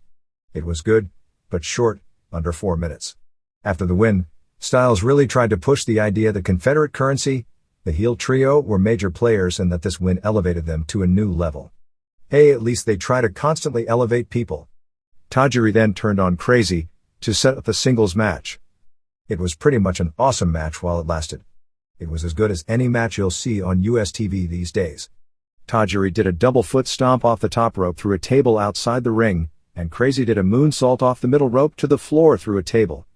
Finish saw Crazy set up the Yosai moonsault when Whipwreck gave him the whippersnapper to set up the pin. The whole match they were telling the story of which side Whipwreck was going to side with. Show ended with Corino doing an interview, and he really was playing almost the babyface role. They are clearly setting up Victory as his best friend and mentor to turn on him. Francine was hitting on Corino, being that she wants the guy with the belt, when Credible came in. They seem to be building up a 3-way with Lynn as the pay-per-view main event. The TV for this coming Thanksgiving weekend wasn't close to that level. It had Chili Willy over DeVito in a 90-second match, which wasn't much. Angel came in and hit Willy with a chair, leading to Mahoney taking both Baldies out with chair shots. Even though the chair shots were brutal, the crowd seemed to have seen so much by that time that they didn't get much of a pop. The FBI did an interview with them backing to alluding to the idea they cut Sinister's minister fingertips off. They spent all their time on that subject that they didn't push their match with During and Roadkill. Reiner did an interview and did allude to Van Dam as a potential challenger, but in passing only. Corino wrestled Lynn, which ended with 3 ref bumps and Credible caning both guys. They claimed Lynn was bleeding dangerously and he was taken out of the picture. This led to Corino versus Sandman. Before Sandman came out, Corino challenged anyone from any promotion to come and take the belt from him, mentioning both WWF and WCW, to no crowd pop at all. Clearly, while Corino is a good talker and he's alright in the ring, nobody takes the title seriously with him having it. When fans took the ECW title seriously, they popped huge when the champs ran down guys from other companies. Sandman and Corino did mic work that may have worked live, but on TV, seemed like it would never end before the match started, which Carino ended up winning with an old-school expulsion on the guardrail that was brought into the ring. Show ended with Spike barging into Rhino's locker room. When the cameras got in, Spike was dead and Rhino was smashing Spike's head into the lockers. WCW. Vampiro, in an interview on the ICP website, claimed he was leaving WCW, at least partially due to multiple concussions suffered both at Havoc and the next night. As has been pointed out, there is skepticism within WCW of his injuries because of the belief he wants to be home since he just had a new baby. Because of the nature of wrestling in WCW, there is skepticism of every injury, even those medically documented, and even those where the company knows major reconstructive surgery and a recuperation period is involved and still books guys in the ring months before they are cleared in a business where as often as not, guys are prone to rush coming back because they want to get back in the game, and Vampiro was diagnosed with a concussion from the power bomb from Awesome on the pay-per-view. Of late, Vampiro went on a Detroit wrestling hotline with Violent J claiming he has permanent speech impairment, a possible broken neck, and will have permanent brain damage before he reaches 50 years of age. There's even skepticism of Bret Hart's concussion, so it isn't just Vampiro, it's just the nature of people in wrestling, and because there are wrestlers who do fake or exaggerate injuries at times because it's a business of workers, particularly in a company that nobody seems to care about that works for them. Vampiro has retired many times over the past decade while in Mexico, including but not limited to a knee injury, attempting to become a rock star, and attempting to become a boxer. That isn't to say if he did get 2 concussions in 24 hours that a neurologist wouldn't suggest giving up wrestling. Vampiro, in interviews this week, was adamant about never coming back to WCW and ripping on the company. Terry Taylor, who was his biggest backer during his tenure there, and Vince Russo, saying he's going to do bass guitar for ICP and the only wrestling he would be doing is with JCW. As of the last word, he is still with the company under contract but probably won't be by the time you read this. Sting will be out of action past Starrcade. If he gets elbow surgery, which is being considered, he'll be out 3 to 6 months. Nitro on November 20th from Augusta, Georgia was the overexposure of Sandra's show. Again, much of the really illogical stuff is gone. The shows are better, but the NBT show just doesn't do it for me, as the guys have the look, but they are so green to be pushed to main event level. Just being tall and having a good cosmetic body doesn't make you a singles star. It does give you many chances at a singles push that a more talented shorter guy won't get, though, as these guys will get more chances after this one and some of them probably will eventually make it. At this point, WCW would be well served to try and sign some hard workers for the undercard and give them a chance to move up as opposed to stopping their push when they get over a la Awesome and Storm, but that's a broken record. There is a nucleus, but it's so hard to remove those 2 years of bad taste. They've got to rebuild the belts, and the way they handled the tag titles this week isn't a step in the right direction. Nobody cares about the product because there is no holy grail to chase that means anything, and they've got to create it. The show opened announcing Wright and Disco as new tag champs from Germany, showing the clip of the match where Wright and Rection won the belts but pretending Rection wasn't in the match.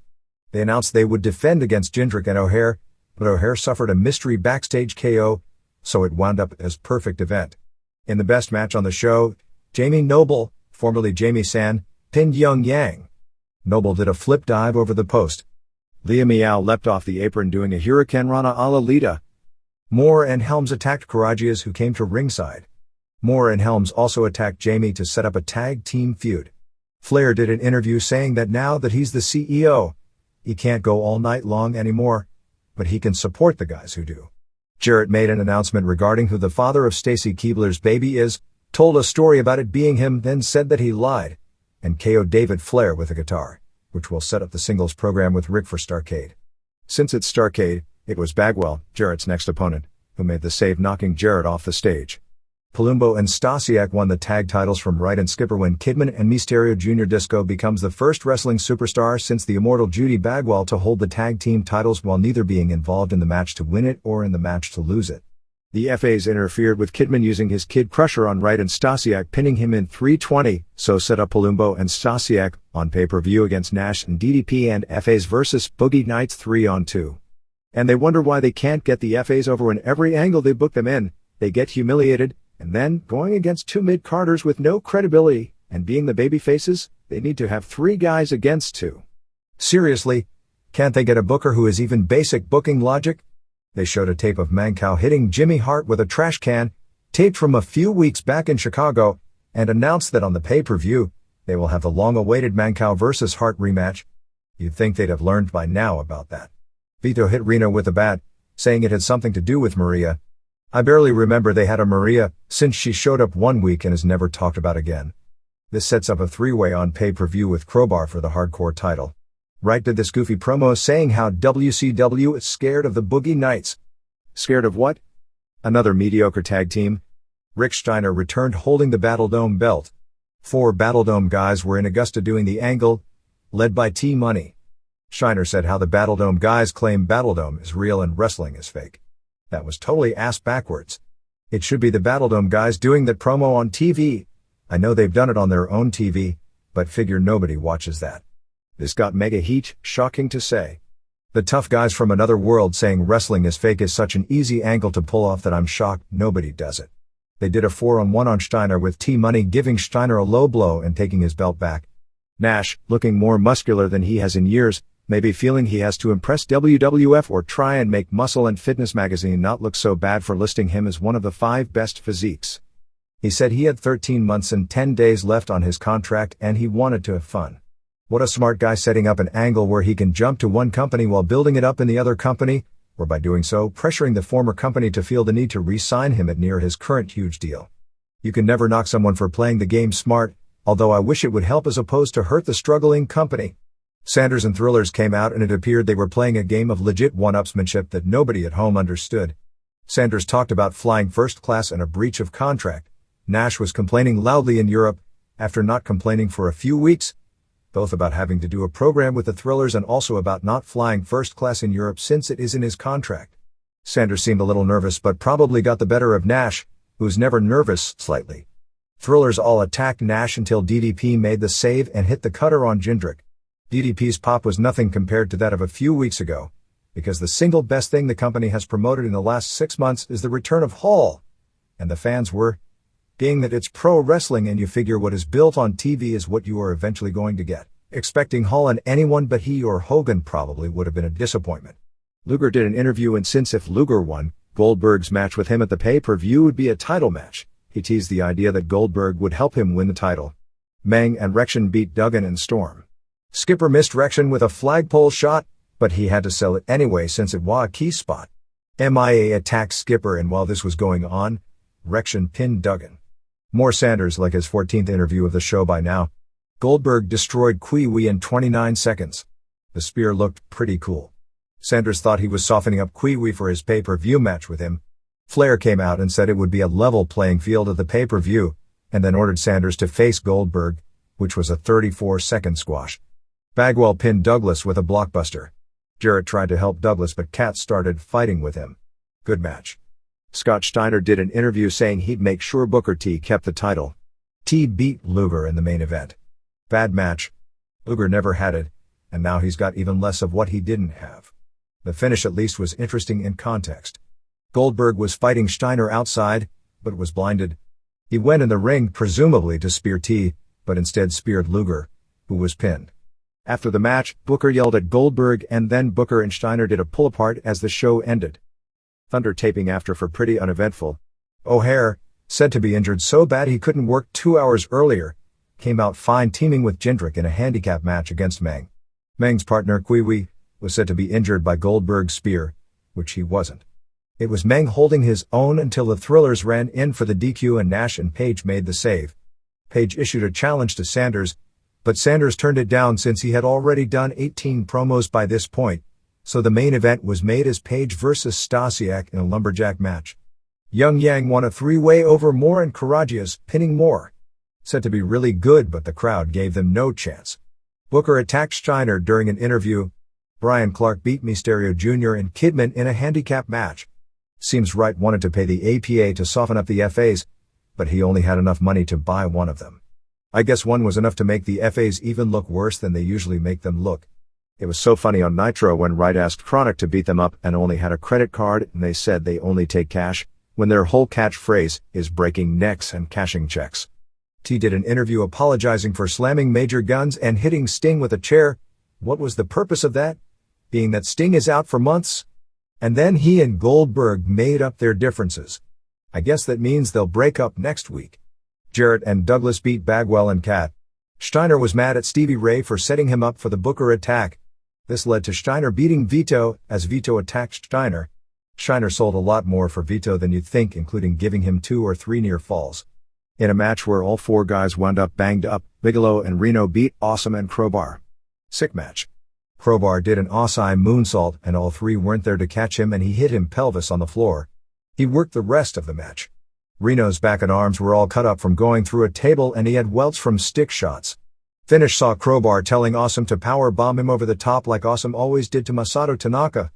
Through a table that Reno was on, although as both went through the table, Reno fell on top of Crowbar for the pin. Main event was a lumberjack match with Stasiak beating Page. It's great that WCW has established stars elevating young guys with pinfall wins on TV main events.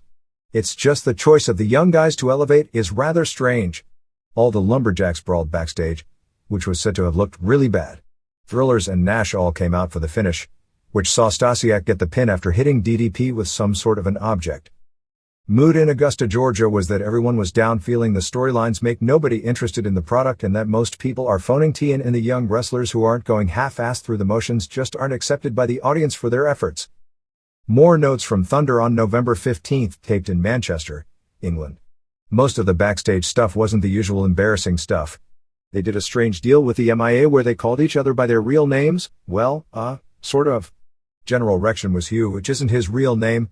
Lieutenant Loco was called Chavo, which is close enough since that's the name he goes by. Corporal Cajun was called Lash, which clearly isn't a real name. And Sergeant Awol was called Jerry, which is. T vs. Storm turned into a very good match. Konnan seemed to land more on his shoulder badly than on his head, and Stevie Ray even called it looking like a collarbone injury. As hardcore matches go, Crowbar vs. Bigelow was a really good effort by both guys. Overall it was a good show, and it hasn't been often people could say that about WCW of late. All the stuff with the Battledome guys was put together by Bischoff. The deal is it's a November sweeps thing, with the idea that it's more to up the profile of Battledome, which used the WCW logo in its advertising for November sweeps, which is where WCW came out of this. The problem is, what can you do with it in the ring to make it pay off? It would be difficult to put them in the ring in matches, since they aren't workers. And even if you do put them in the ring, you still have the problem of getting people to put each other over to satisfy the people running each show.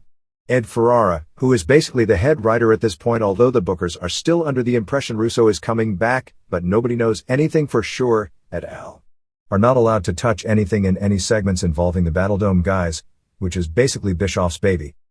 Russo wasn't back in Augusta, Georgia, saying he still hadn't recovered enough from his concussions. Even a lot of his strongest supporters have lost faith in him, because of the skepticism of ball injuries, thinking the timing was coincidental as he got to miss both foreign tours, especially because of the belief among many people that while you shouldn't wrestle right after a concussion, even though in most cases the guys do, that writing television doesn't qualify as being nearly so dangerous for a relapse. Again, he did take several head blows and he isn't trained for it, so who really knows? Midage was unhappy on the European tour because her father-in-law was very ill and she wasn't allowed to leave the tour to be with him. Vito may have been suspended for 2 weeks for making Vamp look bad before putting him over. He was off TV for a little while either way, and in his first match back against Crowbar, he got more heat because it was felt he didn't go up good for Crowbar's superplex attempt. Apparently some of the Nitro girls went to ICP with the idea of creating a Spice Girls-like musical group, according to the ICP website. The episode of The Nikki Show, which features Nash, as WCW's luck would have it, goes head-to-head with the Mayhem pay-per-view, except on the West Coast, on November 26th at 9 p.m. on WB. The Starrcade tickets for December 17th at the MCI Center in Washington, D.C. went on sale and did a horrible first day, selling only 926 tickets, although with the high ticket prices that is $51,000.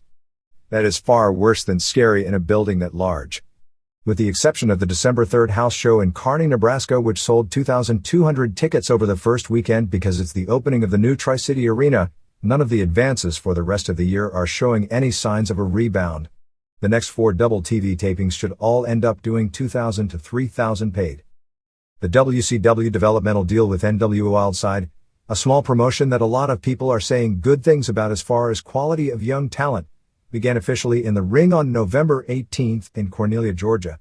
Promoter Bill Behrens in particular pushed the appearances of Sam Greco, the former K1 star who got the big TV push while they were in Australia and whose name was never mentioned again, and Bob Sapp, who did that Thunder interview a few weeks back, and Barron's push that Sapp would have a tough man match on FX soon against Refrigerator Perry, a cult football star from 15 years ago. The report on Greco, who worked a tag match with Danny Fackware against Troy Enders and former High Voltage member Robbie Rage, is that he threw some nice kicks and didn't look bad at wrestling, and came across like an excellent athlete. Work in the match said to be solid, but the future question marks revolve around charisma, which I guess in today's environment will always be the case. Sapp was said to have a monster look, being a muscular guy at around 375 pounds who can move, doing a gimmick called the Beast, with a catchphrase, when you mess with the Beast, you end up deceased. There has been at least some interest expressed as far as people talking about Jerry Lynn. WWF Raw on November 20th from Orlando opened with the return of Stephanie McMahon. Not only did Triple H survive a fall that would have killed just about anyone except the Giant when he fell off the roof of Cobo Arena, but like the Giant in one of wrestling's all-time worst angles, he survived without even breaking any bones. She revealed that she's trying to get pregnant and that Triple H has had a change of heart and called Austin out. Austin said he was sorry Triple H wasn't dead. Austin was so heelish he made Stephanie cry. Except the fans still cheered him. He flipped off the TV screen as a message to Triple H. The nastier he got, the more he was cheered, until he chased her off crying. Benoit then came out and challenged Austin to a straight wrestling match with no weapons and no motor vehicles. Austin said he wasn't the best wrestler in the WWF, but said he was the best beer drinker. Dudleys beat Buchanan and Goodfather via DQ in a match where the belts were up against the rights of the Dudleys to continue using tables. What's the point of doing a stiff match when you pay off with such a lame finish? They did the 3D on Goodfather when Buchanan simply pulled Devon out of the ring off Goodfather and a DQ was called. Regal did a funny segment with Ton on Stratus. He asked for protection. They told him to go to a drugstore. Rock did an interview. He was totally fine even after going into the match injured and taking 4 banzais. Remember the main theme of wrestling. If nobody sells, the business goes to hell. Regal beat Bob Holly when Tanda attacked him and Regal hit him with a 2x4. Crash and Blackman made the save. Security again wouldn't let Low Down and Tiger Ali sing into the building. Hope this angle makes more sense when it's over than the Lenny Lane one did in WCW, where he spent weeks working being fired, then kept being in the stands to work being fired. Then before the angle got going, he was fired. Rock and Jericho beat Rikishi and Kane in 8:24 when Rock pinned Kane after Jericho hit him with a chair. Good match. Rock had the sharpshooter on Rikishi and Jericho had the walls on Kane after the bout. Jericho gave Kane a lionsault and nearly killed him when Kane was way too far away and his knees crashed into Kane's ribs. Rock finished with a rock bottom on Rikishi. The Angle brothers did an interview. Eric seemed scared to death in front of 11,000 people. Undertaker came out and choke slammed Eric, and then choke slammed Kurt off the stage through a table. Gunn and Dog and Quick beat Malenko and Saturn and Guerrero when Quick pinned Saturn after a 450 splash, called a 720 by Ross, after a Gunn famouser. People are so quiet when Dog and Quick do their rapping. Foley did his comedy with ink. He got his hand stuck by a cactus and talked about having 2 pricks. Then Ink came out and Foley said, "I was just talking about you." They talked about Undertaker's latest catchphrase about a decade of destruction. They had an urn as a present for him. Foley talked about putting them in a handicap match against Undertaker and they talked about Undertaker ending the career of Kimala, but Foley whispered that he thought Kimala came back 2 years later to work for Baba. Ivory pinned Molly Holly very quickly. Ivory was wearing regular wrestling boots and pants, so that was a major improvement at least in her trying to be mobile in the ring. Undertaker destroyed Ink in 240 with the last ride on Christian and the choke slam on Edge. By this point I didn't think it was possible for one of the tippity-top guys to elevate anyone in the ring. Austin beat Benoit with a stunner in 8:15. Austin silenced a lot of critics with this one as he was back and looked much better than he has since long before going down with neck surgery. Very good match. Austin out-wrestled Benoit most of the way, then pinned him clean with the stunner, which kind of epitomized what the previous bout did and is reminiscent of WCW circa 1998 except they never had main events half this good. Austin seemed almost fearless in there, taking German suplexes and back suplexes and basically took everything but the dreaded Benoit chop. SmackDown/Heat notes from the November 21st tapings. On Heat, Buchanan and Goodfather retained the tag titles over Too Cool when Buchanan pinned Scotty after a backbreaker. Lita attacked Ivory after the match. Edge beat Snow when Christian interfered. Saturn and Malenko beat Hardys when Malenko pinned Jeff after Saturn came off the top with an elbow. SmackDown opened with Gunn winning the IC title clean from Guerrero. Foley and Deborah did a segment where Foley was a pilgrim and Deborah an Indian, and they were cooking recipes out of the Jim Ross cookbook. Said to be a terrible segment. Regal did an interview and Rock interrupted, leading to a challenge later in the match. They continued to push the cookbook in more segments. Tanda beat Holly's when Test pin crash. Too Cool joined the horrible Thanksgiving vignettes with Foley, ending with Foley dancing live Dude Love. RTC did an interview and said that everyone in America were scumbags that watched wrestling and didn't spend the night with their families. They wanted to ban Road Dogg and K-Quick's rapping. I think that's going to make them faces. Venus beat Quick when the RTC distracted Dogg and Ref and Richards used the Steven kick. More cookbook stuff. Foley offered Funaki a candy cane and Funaki freaked out thinking Foley was ordering a match with him against Kane. Angle, wearing a neck brace from the Raw angle, called Undertaker all kinds of nasty names until Undertaker came out and attacked him. Ian came in to help and Undertaker made his own save. Molly Holly pinned Stratus. Raven pinned Taz after a DDT.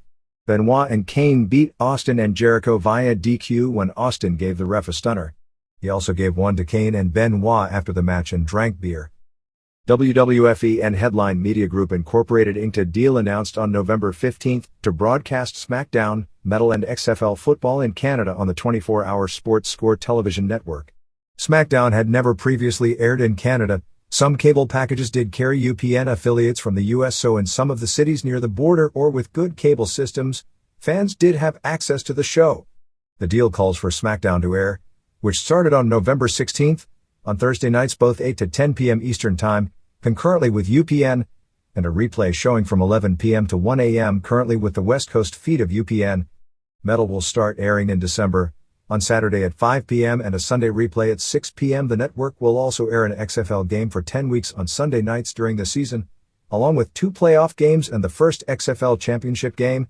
The contract for SmackDown and Metal are for 3 years, with the network having the option to renew it for an additional 2 years. The XFL contract is for 2 years. As part of the deal, the WWF will retain all commercial rights and sell the shows themselves, paying a percentage of the ad revenue back to HMG Incorporated, almost like an infomercial. The situation with Score is similar to that of UPN, in that it is a struggling network available in 4.6 million Canadian homes, looking for SmackDown and WWF to give it an identity. HMG Incorporated paid an undisclosed rights fee for all 3 shows, and in return, the WWF spent $1 million to purchase 222,223 shares of stock in HMGI, valued at $4.50 each. The WWF in its contract has the option by the end of February of 2002 to purchase as much as 10% of HMGI, which would be a total purchase price at the current prices of $23.5 million. An interesting aspect to all this is that Score's agreement with the CRTC is that it can air only sports programming, and WWF, by its own product description as an action-adventure soap opera, doesn't fit into that category. The XFL got lots of publicity with the announcement on November 16 that they had hired Jesse Ventura as an announcer for the Saturday night NBC games of the week starting the first Saturday in February.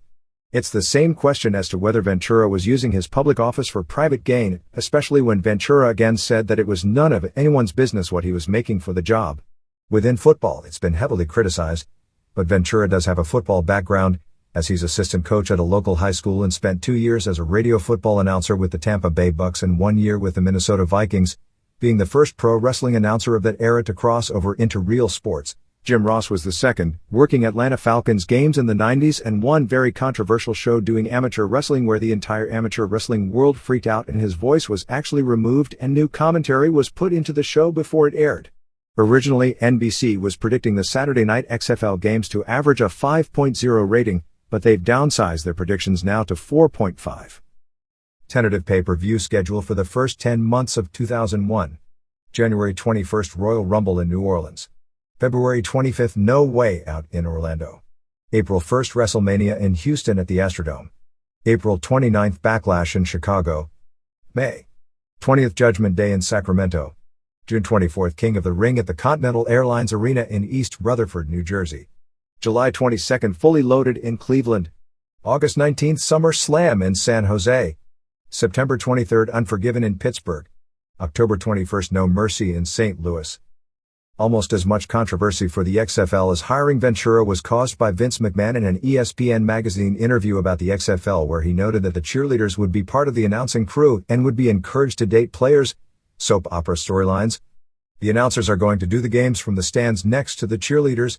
McMahon said, when the quarterback fumbles or the wideout drops a pass, and we know who he's dating, I want our reporters right back in her face on the sidelines demanding to know what they were doing the previous night.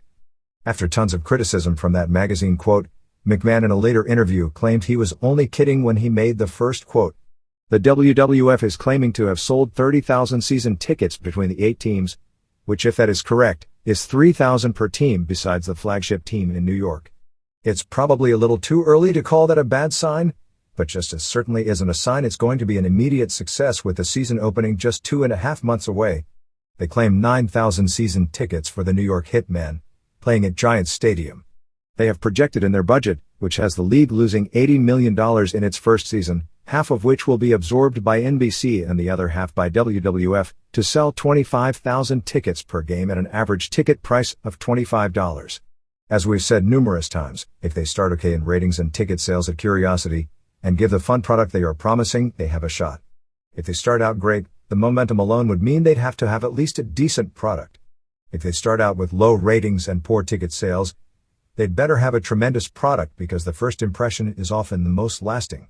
It's not a bad gamble for NBC, because $80 million is a drop in the bucket compared to major sports leagues' annual rights fees. There is more major controversy regarding the XFL as it pertains to some of the West Coast NBC affiliates, according to the November 21st electronic media, particularly the Los Angeles and San Diego stations. NBC wants, during XFL season, to air the games live, which would be 5 to 8 p.m. on the West Coast, and then air Saturday Night Live at 8:30 to 10 p.m., instead of the traditional 3-hour tape delay version for the West Coast at 11:30 p.m. This appears to be a gimmick to boost SNL ratings, since the show would have primetime exposure on the West Coast. And then, even if XFL ratings don't do well, the NBC execs who proposed the deal can justify XFL by saying it improved the SNL ratings. The flip side is many of the local stations don't like the idea of giving up their 5 to 6:30 p.m. Saturday newscasts for an unproven product, as well as their lucrative 7 to 8 p.m. programming. However, it'll be very difficult for those stations, if they choose not to carry XFL, to program 3 hours of Saturday night prime time for 12 weeks on this short a notice. According to Vince McMahon's office, the reports that both NBC and Viacom are looking to sell their stock in WWF Entertainment are false. A correction regarding the Conquistadors in the WWF. It was Edge and Christian in every actual match. Aaron Aguilera and Christopher Daniels only wore the gimmicks twice, both of which were because Edge and Christian were with them, on the Heat run-in, and in the final angle where they got paid off. So in those matches, Edge really was that bad on his own and Christian really was that good. Speaking of Daniels, he has not signed a developmental deal with the WWF, but there have been talks and some intermediaries expect it could happen soon. He's also interested in going back to Michinoku Pro, a job he gave up when he signed with WCW, as the totally goofy Curry Man, which made him a cult favorite in Japan. Triple H did an interview with Alex Merves on WrestlingObserver.com. In explaining his various injuries, he said, "I took a power slam a few weeks ago and it shifted the bones in the lower portion of my spine above the coccyx bone. At the same time, I tore the covering on some discs and the muscle to my hip bone. I also bruised my hip bone and sprained all the ligaments. It just compounded the injury I already was trying to heal up from. Over the past few tapings, anytime I had impact in the area of my lower back, it caused almost a complete spasm. I'm getting the spasms out now by taking a little time off." On his recent heel turn, he said, "I enjoy being a heel more than anything else. To me, it's a great time for it. The hardest thing in this business is to stay one way or the other. If you've a babyface, if you're not creative enough, people start to dislike you. If you're a heel, it's easy for people to start liking you, especially if you're doing a lot of badass stuff. Toward the end of my run as a heel, people were starting to cheer a little bit. It was just an inevitable fact. This babyface turn and then turning back to heel was great because I think people bought into the fact I had turned. When I turned again, it was like, that bastard. I hate him. It puts me back with heat, and I like that. It also gives me the opportunity to work with Steve. He's always been one of my favorite guys to perform with in the ring." Regarding his rarely doing clean jobs on pay-per-view, he said, "The thing to me is when guys are on top. When have any very, very tippity top guys done a bunch of jobs? Of course Triple H wouldn't have fit into the category of very, Very tippity-top guy from 1996, when his streak started, through SummerSlam of 1999, not to say that Ric Flair and Rock did tons of jobs as tippity-top guys, although one could make a strong case Flair did too many for his position. He did, and Rock has so much charisma he can get away with doing things most guys can't. He said the famous click curtain call in Madison Square Garden was approved ahead of time by Vince McMahon and said if he knew he would have gotten into trouble for it, he wouldn't have done it. He blamed his punishment. He was scheduled to win King of the Ring in 1996, but to punish him, they gave the win to Steve Austin instead, where Austin cut the 316 promo on Jake Roberts, and the rest is merchandising history, on old agents who thought that the babyfaces and heels celebrating together was shitting on the business. We didn't see it that way at all. I don't think the fans saw it that way. It was one of the things that was a precursor to picking up business in using a little more shoots and angles. The fans thought it was cool, I think. When we came back from that night, Vince did not have a problem. He said it took on a life of its own after the fact, and Vince felt pressured to punish someone, and he was the only one who could be punished since Michaels was above punishment as the top star in the company and Hall and Nash left the company. On Scott Hall, he said, "I don't know this for a fact, but I don't think the WWF will say it will never hire Scott Hall. I think they're just seeing if Hall is staying on the right path and can prove to everybody that he wants to be a productive part of the business if he were given that opportunity." He was critical of WCW, but said nothing nobody hasn't said already, saying it shows that they are pushing guys who aren't ready. James Lewis, the lawyer being sued by the WWFE in the PTC suit, called the suit hogwash and said, "It's a very chilling thing to sue lawyers who are trying to adequately defend their clients. I don't think anything we've said in this case has had any effect at all on advertising for the World Wrestling Federation." That quote is so strange because Lewis appeared on a PTC video that was used as both a fundraiser and to show to sponsors to inform them of the product they were sponsoring, with the idea of convincing them to pull out. Lewis talked of the possibility of a countersuit. In a story in the Fort Lauderdale Sun-Sentinel, a PTC spokesperson, L. Brent Bozell, considered the lawsuit itself as libelous. Rock and Benoit had one hell of a match on SmackDown. It aired on November 16th. Brian Keck, who placed in the Olympic trials as a Greco-Roman super heavyweight, the trials that Rulon Gardner won, and I believe Keck holds wins over both Gardner and 1996 silver medalist Matt Ghaffari during his career, worked a dark match on the OVW tapings on November 15th, putting over Ron Waterman via tap-out. Keck also did shoot fighting, with his most notable bout being in Brazil, where he lost a long, grueling match to Pedro Otavio, the same Otavio who beat Koji Kiao in a shoot in Japan but lost a worked match on a big New Japan show to Keiji Muto. Keck has been training at OVW but hasn't been exactly an instant success.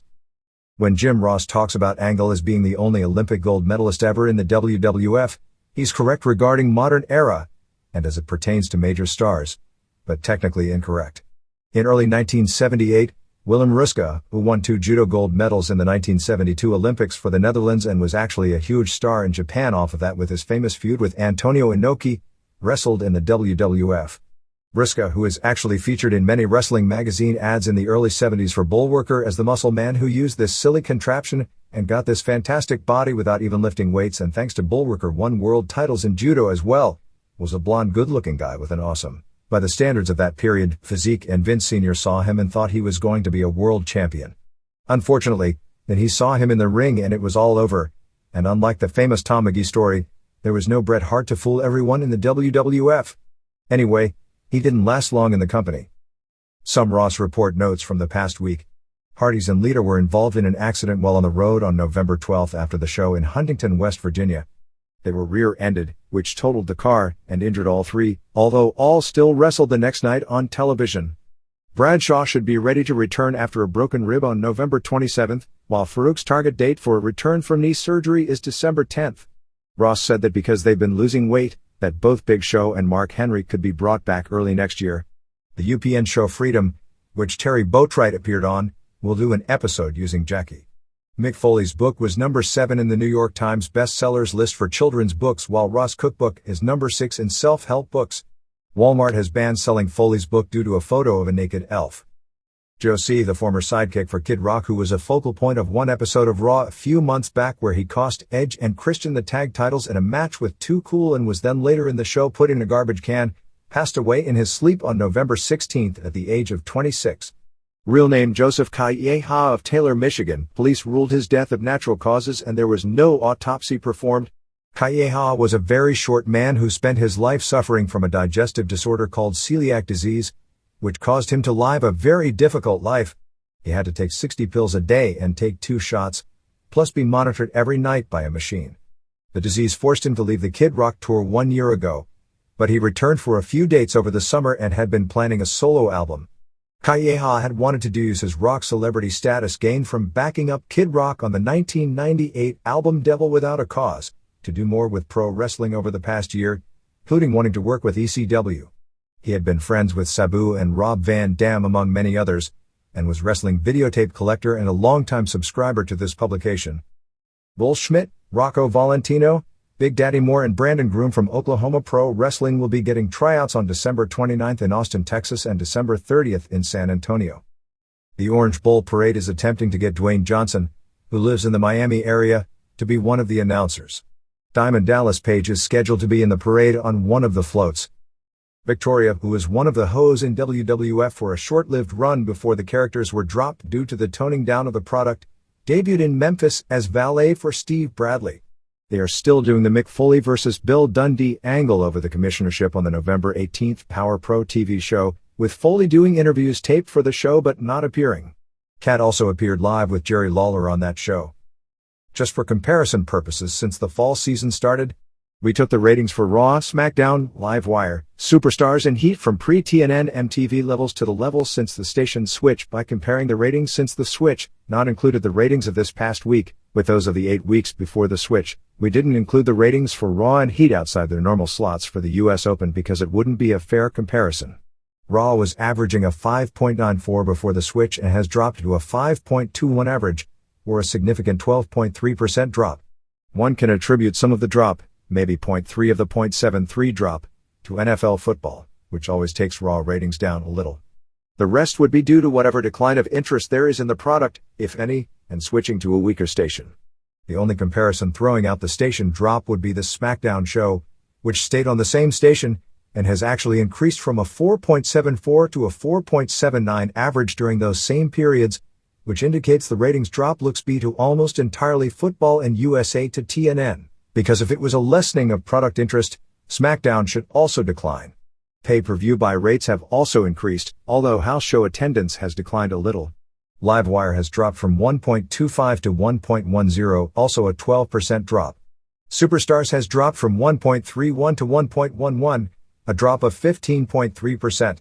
The biggest loser is Heat, which is probably attributable to the change in format, from a 2.65 average to a 2.20 or a 17% drop. Eric Angle hasn't signed a contract with the WWF. Ever since his brother became such a big success, he's been interested in becoming a pro wrestler and WWF has talked with him in the past. It has been discussed signing him and training him. Prince Naseem Hamed's deal with the WWF regarding the December 2nd show in Sheffield is that he's there as a fan and there are no current plans for him to shoot an angle, although there is always the chance that could change. The traditional boxer getting in the ring and coing someone probably wouldn't work, being that Naseem is only 5'2" and his fighting weight is 126 pounds. The record 48,395 tickets sold on the first day for WrestleMania, which has now topped 52,000 tickets sold, destroyed the old company domestic record for one-day ticket sales of 19,395 for the first Raw at the Georgia Dome. For whatever this is worth, on the promotional poster for Royal Rumble on January 21st, the wording is, 30 men, one will become champion.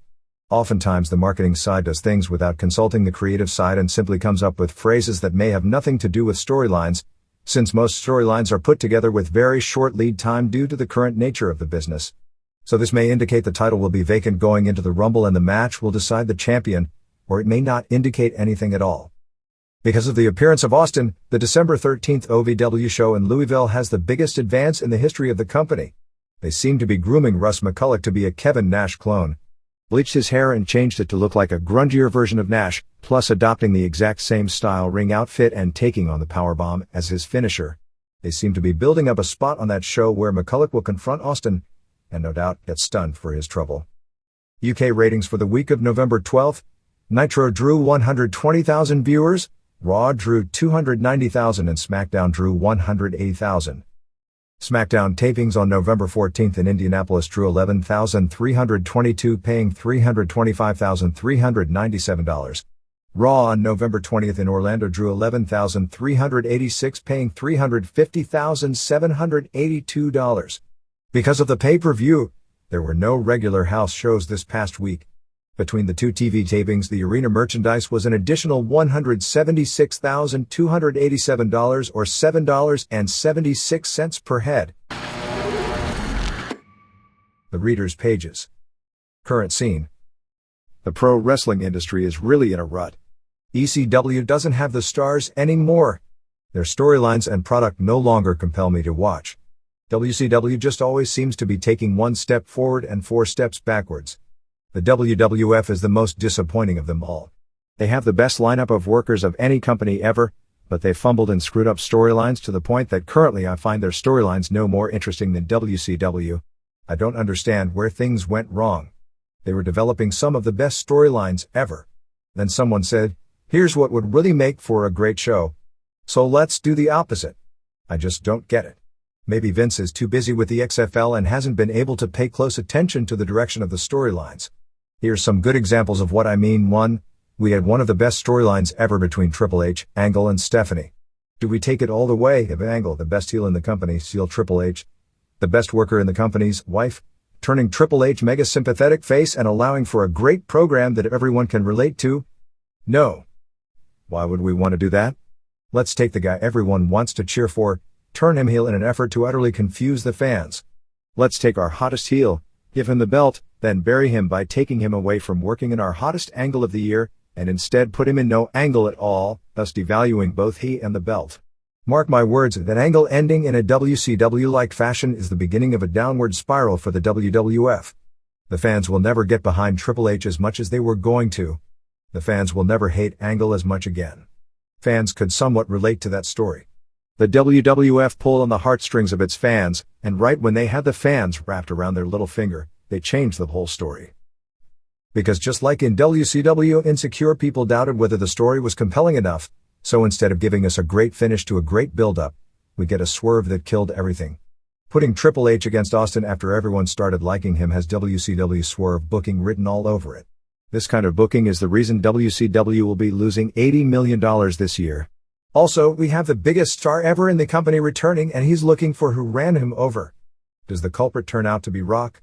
An angle that has goldmine written all over it? No. Maybe HBK. Some who at least had a strong motive and could have a great program? No. Maybe for storyline continuity and nostalgia, it could be Vince McMahon. No. Ooh. Rikishi. Not only does that make a lot of sense, but I'm sure it will make a lot of money also. Triple H doesn't want to be a face. Rock doesn't want to be a heel. So let's do storylines that make no sense for them. Sounds like some crappy third-rate Russo wannabe writing. To top it off, nobody writing the stories is putting any effort into developing good storylines for the mid-carders. All this great talent is being almost completely wasted. Jericho could be the best heel or face in the company. Does he get a chance? No. Because not a single WWF writer can come up with a creative angle to put him in. He hasn't been in one angle this year that can't be found in a Pro Wrestling Booking 101 textbook. Regal has a great character. Is he given any kind of angle to allow his character to continue to develop? No. Raven had some of the best storylines ever in his first ECW run and even in WCW. Does he even get mic time? No. The Dudleys. No storyline. Al Snow. He's been funny in the past, so he's hardly on camera, and instead of pushing him because he deserves it and has good ring work, we'll push someone with no charisma and ring work like X-Pac. What do we do with airtime that should be going to talented mid-card guys? We'll give it to RTC. Buchanan and Goodfather are so charismatic and have such great ring work. The whole RTC gimmick reminds me of something some Bush League independent would do. Here in Chicago, we have Windy City Wrestling with the Outfit, a mafia group, and the Brotherhood, a biker group. An RTC gimmick should be fighting those two groups in Windy City, not in WWF. I do very much like what I see from Edge and Christian and the Hardys. I enjoy Benoit's push, but I think it would be better if Shane was still his advisor and that people sold his finish better. I'm not asking for more time on storylines and less on wrestling, I just want better storylines. There are 5 hours of WWF TV per week. That's plenty of time for good wrestling and good storylines. I started watching the WWF in 1984. I stopped at the end of 1992 and didn't start again until mid-1996. Why did I stop? Because the storylines sucked. It just seems to be that if WWF doesn't start to straighten out these poor storylines, they will be headed toward another 2 or 3 year bad period, and as a fan I would hate to see that happen. Jim Dimmick. Chicago, Illinois. Condito.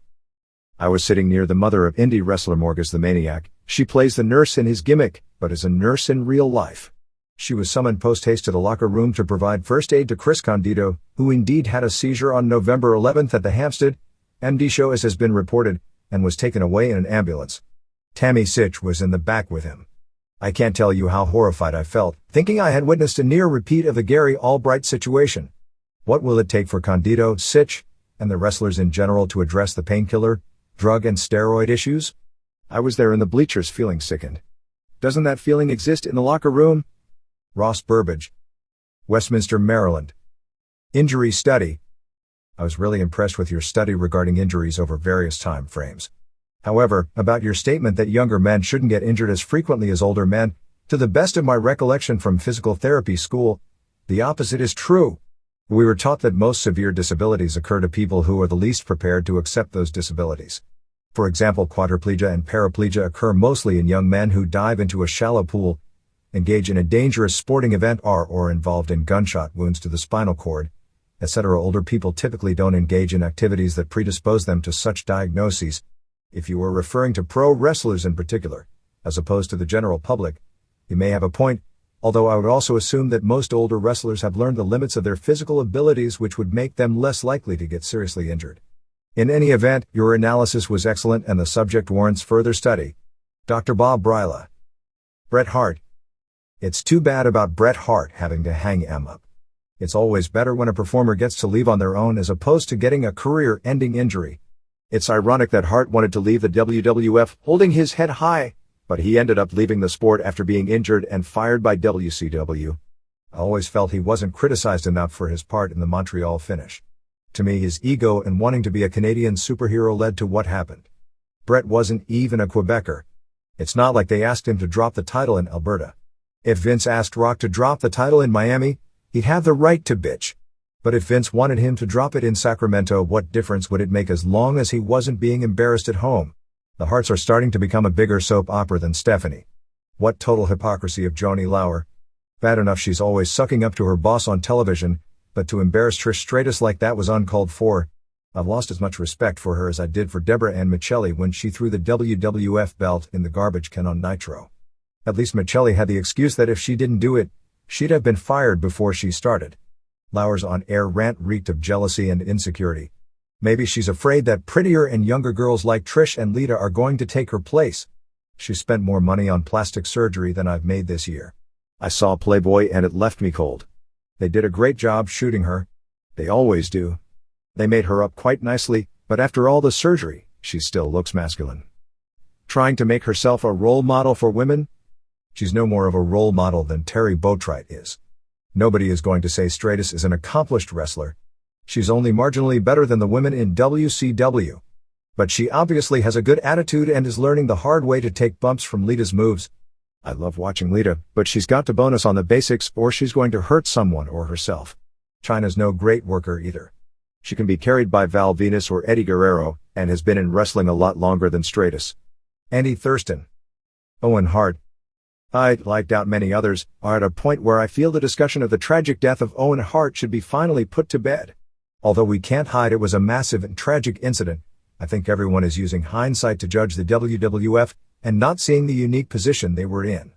The best indication to whether the show should have continued occurred in late August when Jeff Jarrett was asked if the show should have continued.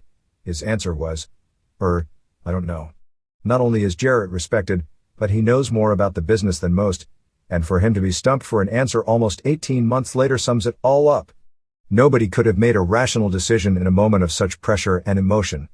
My point is we need to stop debating the rights and wrongs of the decision and look to the future to make sure such an incident never takes place again, and if it does, everyone is in agreement what should be done.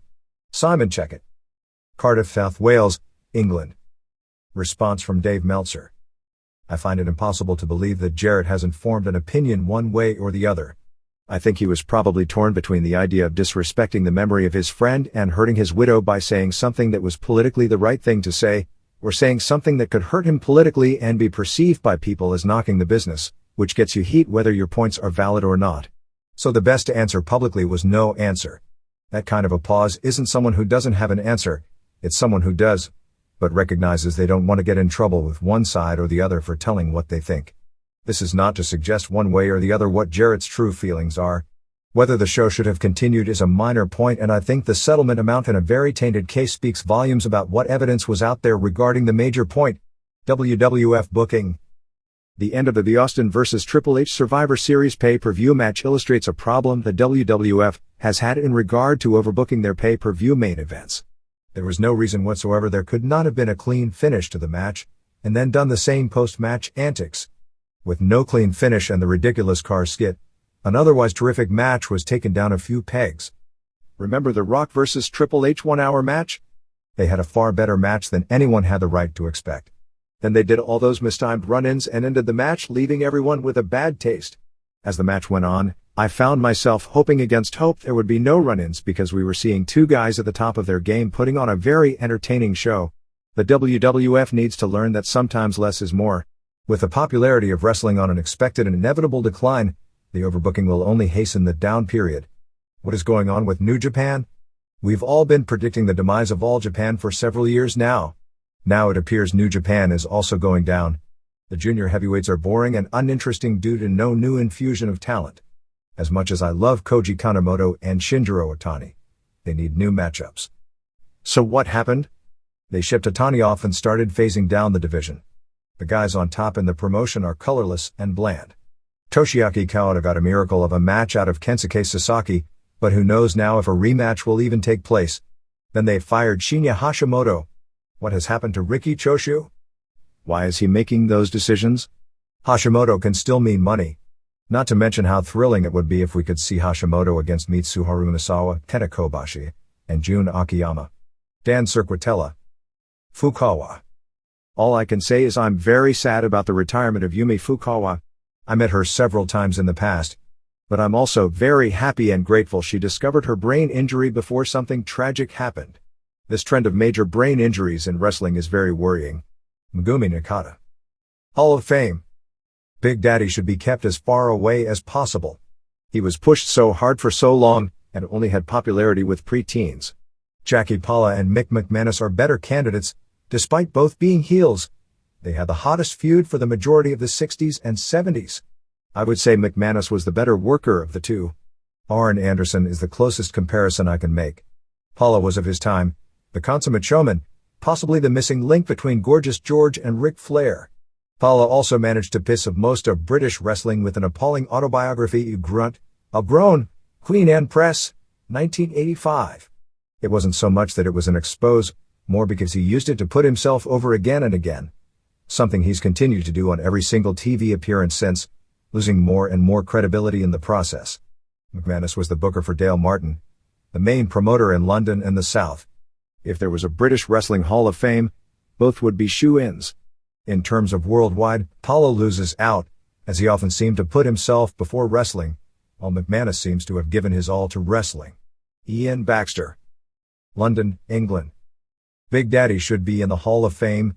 Sure, his work rate was terrible and the reason he got such a push was because his brother was the promoter. In the heyday of wrestling in the UK, he and Giant Haystacks drew ratings that put the current WWF to shame. His popularity over here was so great, everyone knew who he was, and he also had his own comic book and a short-lived Saturday morning kids TV show. If you include him based on his contribution to British wrestling, then Giant Haystacks should be included as well. Unfortunately, or ironically, both men have also been blamed for the death of the British wrestling scene. As for Shawn Michaels, he should be in. If people are quick to overlook work rate and rest their judgment on outside-the-ring issues, then there is added weight for the reasons to include Crabtree. David Taylor. Cardiff, South Wales, England. Response from Dave Meltzer. Loch Ness in no way belongs in the Hall of Fame that Bull Nakano or Undertaker can't get voted into. Big Daddy and Giant Haystacks are the best-known wrestlers in Britain by a mile. You should put them both in there, even if they were crap wrestlers. It was all about entertainment, and they provided millions and millions with it. Mick McManus was a better wrestler, but had less appeal. Doc Scott. This is the Pro Wrestle Machine. See you on the next one.